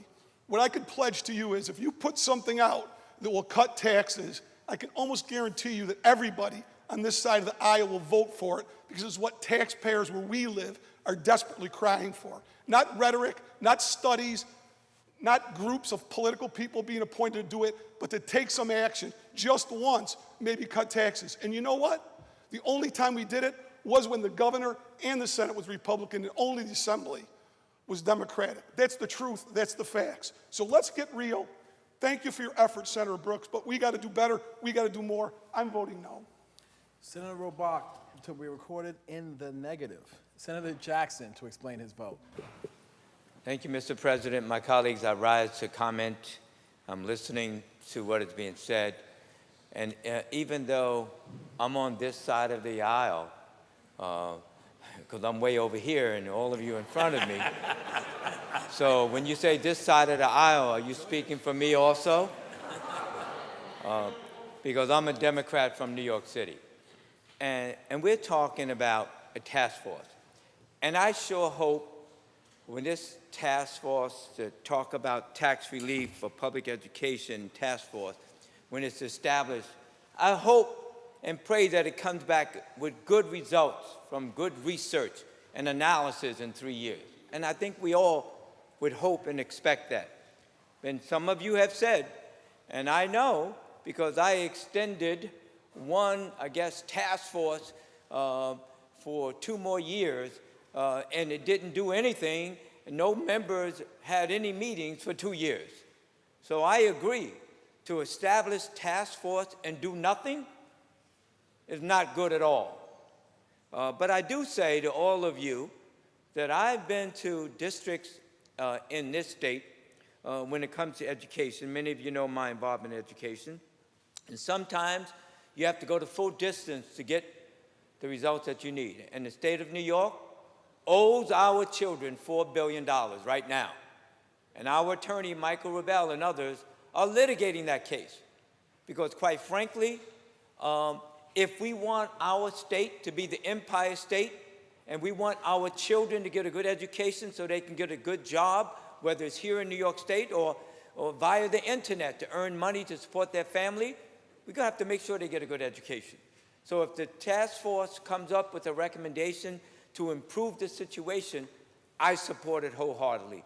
And I ask you on behalf of the children of New York State, especially if the task force is going to come back with real recommendations, that you support it. And I wholeheartedly support the task force. Senator Brooks, I've been on Long Island, I've been up in Rochester, I've been up in Syracuse, I've been in many parts of our state looking at education, and some small rural districts, and they need a lot of help. So if it's going to help all of the children in New York State, I support it wholeheartedly. I vote aye. Senator Jackson to be recorded in the affirmative. Senator Boyle to explain his vote. Mr. President, to explain my vote, hope springs eternal, so that's why I'm going to support Senator Brooks' legislation. We are probably, if not past the point of return, no return, we're very close to it. People are being taxed out of their homes. In my years, I've probably done almost 1,000 real estate closings, many hundreds. And it's very, very common that you have a senior citizen, usually the widow, and we're doing the closing and she's selling her house. Kids all live in the neighborhood around, and she's selling her house and moving south. The mortgage has been paid off many years ago. And I asked them, why are you selling the house? The taxes. We are literally taxing people out of their houses. They cannot afford the taxes when the mortgage and everything else is long paid off. When we're looking at a task force, I think we should make it shorter than 3 years. I'll give you that much. But other states have tried this, right? Michigan tried it. Didn't go very well changing the funding system. Other states have tried it. So maybe have that task force do it in a year and a half or a year and look at what some other states did. But the significant thing for me, and I've had groups come in to my district office advocating, I've always supported going to the income tax. despite the possible negative aspects of it. I've supported doing that, and I hope we do. However, the groups that come into my district office have been supportive of going to the income tax. I said, that's great. Let's talk about that. They want to add. If we're going to go to an income tax, it's going to replace the property taxes, not add on top of what we have for property taxes and income taxes. That's going to be an important part of this task force. I vote in favor. Senator Boyle to be recorded in the affirmative. Senator Tedisco to explain his vote. Thank you, Mr. President. It's a beautiful day outside, as we all know. And you probably know the answer has been, unrealistically, when the second floor is asked, why do we have taxes so high in New York State? It's the weather. Everybody knows it's not the weather. Individuals, 189,000, couldn't afford to live here last year. That's why they're leaving the state of New York. If you talk about blaming people, one side or another, in terms of why we have high taxes here, I think we can take credit for the STAR program. I think we can take credit for the Enhanced STAR program. I think we can take credit for doing everything we can on this side of the aisle to get the message out. We live in upstate New York. Property taxes are out of control in upstate New York, and we need some resolve to that particular problem. But every time we take one step forward with these proposals, and we're able to convince the other side, kicking and screaming to do them, the executive level, the Assembly, and this body now takes 2 steps backwards. That's the reason why they continue to be high taxes. Because you could do all the events that make it look better and feel better and actually be better, and then take 2 steps backwards to make it worse. If you look at the situation when this new majority took place, here are majorities, realize this: we have one voice from one affiliation, from one region of the state, controlling the state of New York. And I remember last year during the campaigns, don't worry about upstate New York. We're going to take care of it. Ladies and gentlemen, I listen. I don't even hear crickets. I hear silence for any upstate economic expansion plan, creating jobs, workers' compensation reform, broadband in my district in the 49th. We couldn't even get Amazon there. We can't create 25,000 jobs or $27 billion. We don't have any broadband infrastructure in the corners of my district. As I've said before, we don't even have cell phone usage. You need homing pigeons or smoke signals to get an emergency vehicle. It's dangerous to live in the upper parts of my particular district. When you got elected, the executive said, on the agenda that progressive, and I call it regressive because progressive has progress in it. If your agenda was a time machine, it would only go backwards in time, because that's what the agenda has been for 6 months here, for this session. Social experimentation. Either tax something or legalize it. We're legalizing marijuana. We want to legalize injection sites. We want to legalize prostitution. We want to legalize driver's licenses for people who break the law, education with taxpayers' money, health care, and I know what the end run is on that.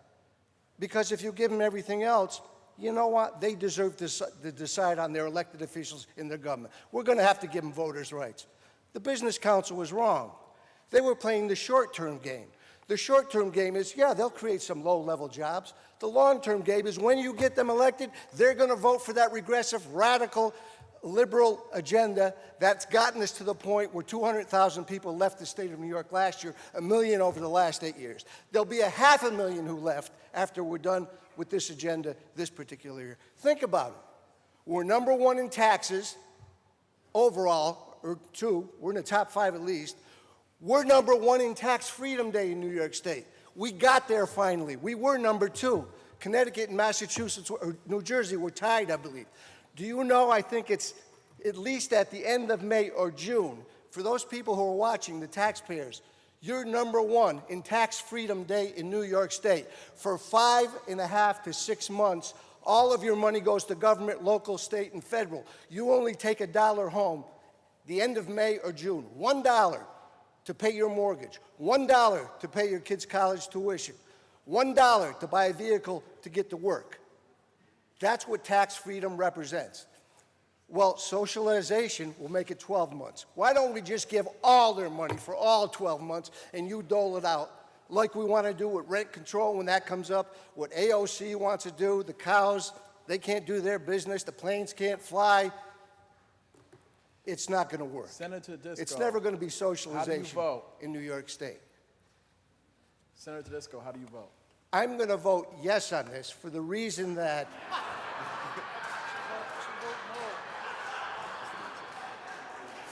for the reason that, thank you, Senator Kruger, because I'll try anything to get property taxes down in New York State.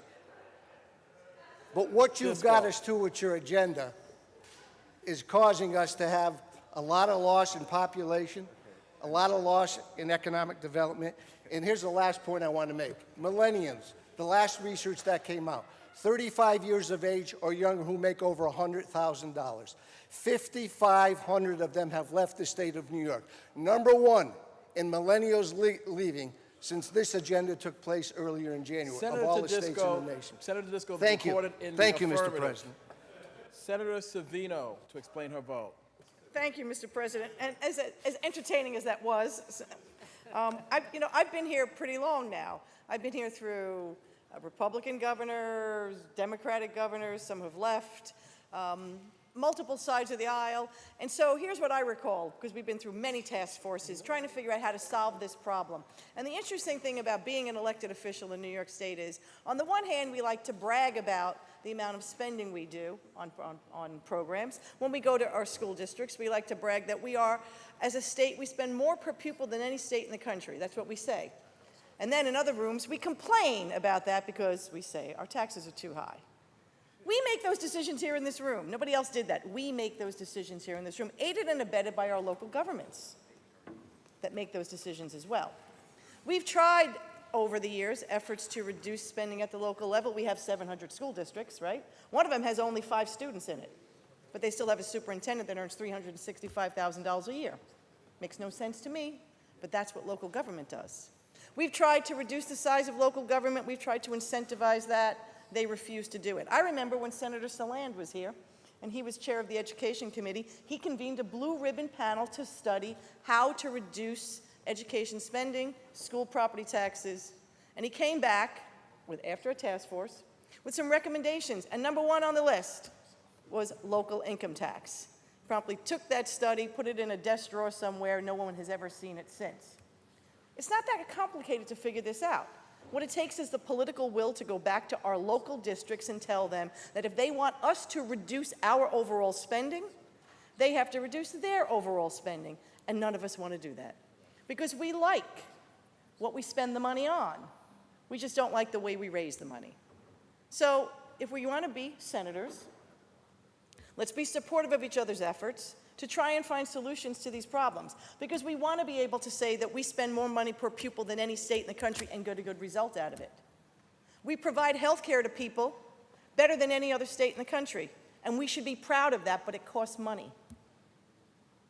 We should be proud of what we spend our money on and try and figure out ways to reduce the cost of it, though. We can do that working together. I vote in favor of this, and hopefully this task force and this study won't be stuck in the bottom of a desk drawer somewhere, never to be seen again. Thank you, Mr. President. Senator Savino to be recorded in the affirmative. Senator Gorin to explain his vote.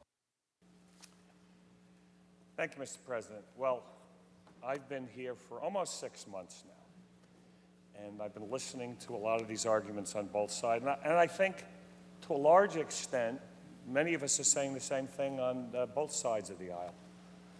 But where I do disagree with some of the comments that were made on the other side of the aisle is that this has absolutely nothing to do with the fact that we no longer have a real state and local tax deduction in this country, and it is really hurting us in this state. We lost $2.3 billion in revenue by the time we got to the budget. And that wasn't just a number that was made up. It was a fact, because there were people who were changing their residence to other states because they could not fully deduct their taxes, including their property taxes. So I thank Senator Brooks for doing this. this is such a vital bill. Obviously, it can't be the only thing we do here to try to reduce the property tax burden. But if we don't address this situation now, especially in light of the fact that we are getting killed by the federal government, I don't know what else we're going to be able to do. We have to reduce the burden of property taxes to people on Long Island that I represent and all over the state. So I vote in the affirmative, Mr. President. Senator Gorin to be recorded in the affirmative. Senator Harcum to explain his vote. Thank you, Mr. Chair. It's been an interesting conversation. I originally was not going to speak, but I'd like to follow up on what Senator Savino started. It was about the local drivers of this. You know, we're here talking about ideology and Republicans and Democrats and you know, what we do in this room, you know, driving up costs. And, you know, we started the discussion in Westchester, and so I take it to Westchester, where I'm from, and we have over 40 police departments in Westchester County. We have over 40 departments of sanitation in Westchester County, over 40 Department of Parks and Rec in Westchester County, 40 zoning boards in Westchester County, 40 planning boards, 40 court systems in Westchester County. So those are the kind of local cost drivers that are driving up the property tax, in that 60 to 70% of the property tax is for local education and the rest is for municipal and county government. So what political capital are we going to use locally? When I was on the county board, we were able to merge the Mount Kisco Police in with the county police. We saved them $1 million a year, and for a small village, that's a lot of money. There's a lot of work, a lot of political capital, but we got it done. Do we want one county-wide police department? No, that may not work, but we've got to think in a lot of different terms, and that's why I applaud Senator Brooks for doing this, because this is complex stuff. Yes, stuff we do in this room obviously impacts the taxes we pay and how we fund education, but there are also a lot of local drivers to those property tax bills, and we have to identify what they are so we can show them to our constituents and they can make choices. You know, if you want to keep this local police department, it's going to cost X, but if you merge with the 3 towns next to you, you're going to save Y. And those are the kind of computations that we need to do, and I look forward to this commission doing it. Thank you, Senator Brooks. I vote aye. Senator Harcum to be recorded in the affirmative. Senator Brooks to close. Thank you, Mr. President. An interesting evening. This debate for me started back in the 90s when I was on the school board. One night, our state assemblyman informed us he was coming into a board meeting with a group, a tax pact group, to discuss our situation in Seaford. We had the highest tax rate in Nassau County. So I prepared a little study for him. When he came in, he was surprised to learn that Seaford had the lowest paid superintendent in Nassau County. The school district was in the lowest quadrant of pay in the Nassau County. Our per student spending was the lowest in Nassau County. Yet we had the highest tax rate. We had the highest tax rate because of the system we designed to pay for education.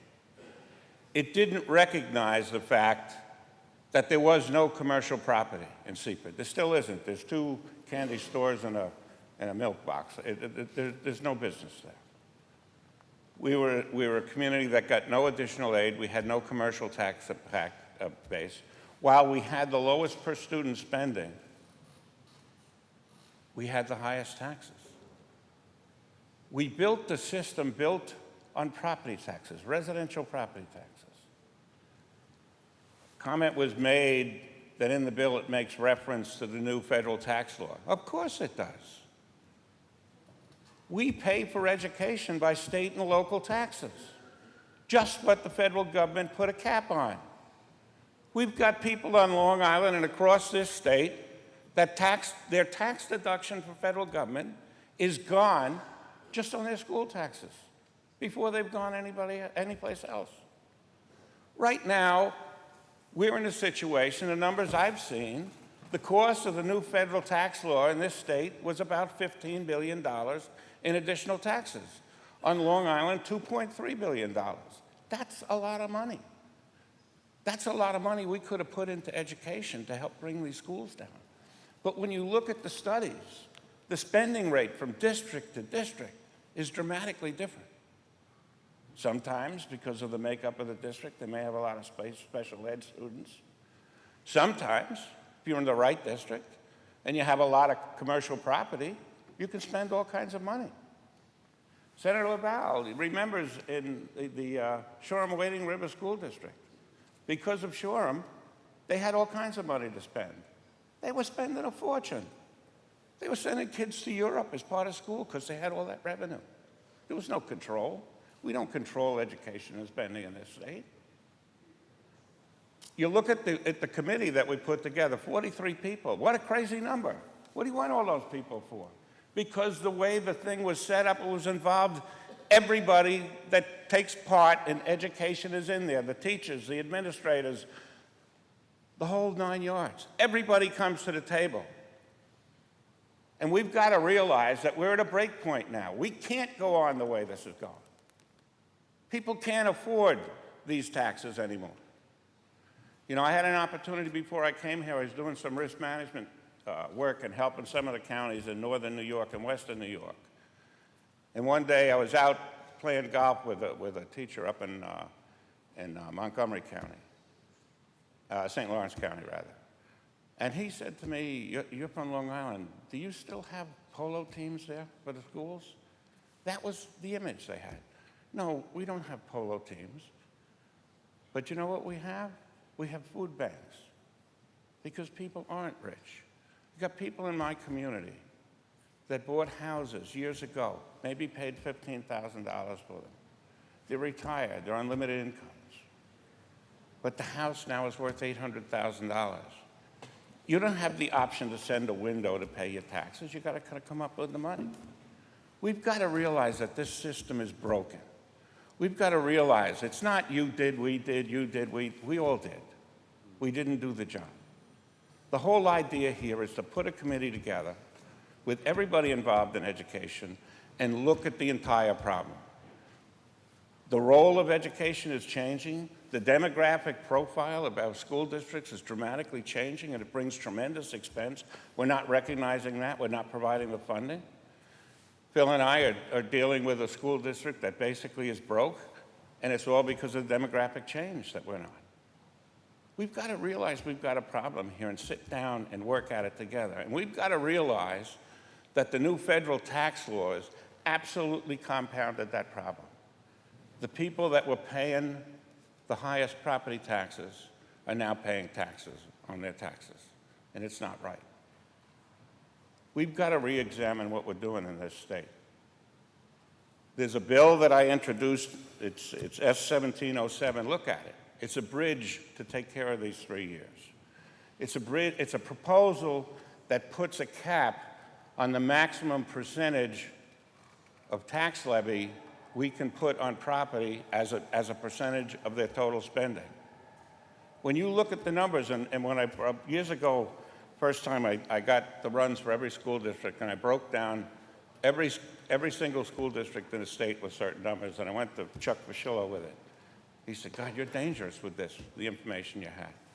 You've got districts in this state that more than 70% of the cost of education is being paid by the homeowners in the form of taxes.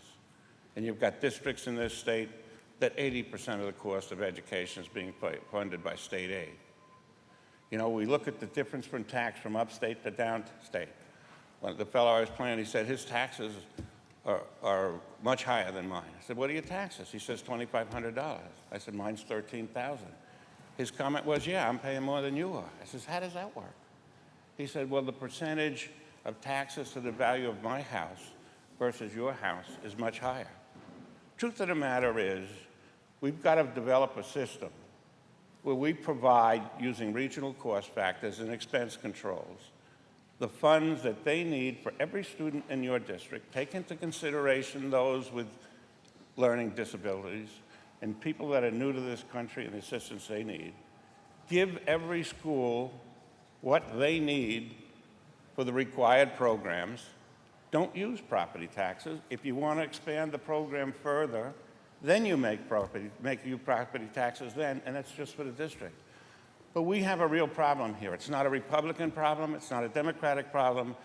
It's a problem here. Yes, people will leave it here because they can't afford it. We need to sit down, put a group together, and work this out. I'm voting aye, Mr. President. Senator Brooks, to be recorded in the affirmative, announce the results. In relation to Calendar 1285, those senators voted in the negative are Senators Antonacci, Flanagan, Funky, Griffo, Helming, Laval, and Robach. Ayes 55, nays 7. The bill is passed. Senator Janaris, that completes the reading of the supplemental calendar. For Senator Rivera, I wish to call up Senate 1026A, recalled from the Assembly. The Secretary will read. Calendar number 51, Senate Print 1026A by Senator Rivera, an act to amend the vehicle and traffic law and the executive law. Move to reconsider the vote by which this bill was passed. The Secretary will call the roll on reconsideration. Addabbo, Flanagan, Janaris, Kruger, Stewart, Cousins, Thomas. Ayes 62. The bill is restored to its place on the third reading calendar. I offer the following amendments. The amendments are received.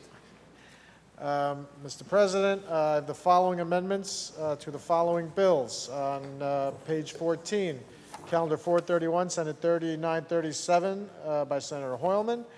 Page 15, Calendar 455, Senate 1693 by Senator Kruger. Page 43, Calendar 999, Senate 2724 by Senator Kruger. And page 16, Calendar 497, Senate 4008 by Senator Mayer. Amendments are received and the bills shall obtain their place in the third reading calendar.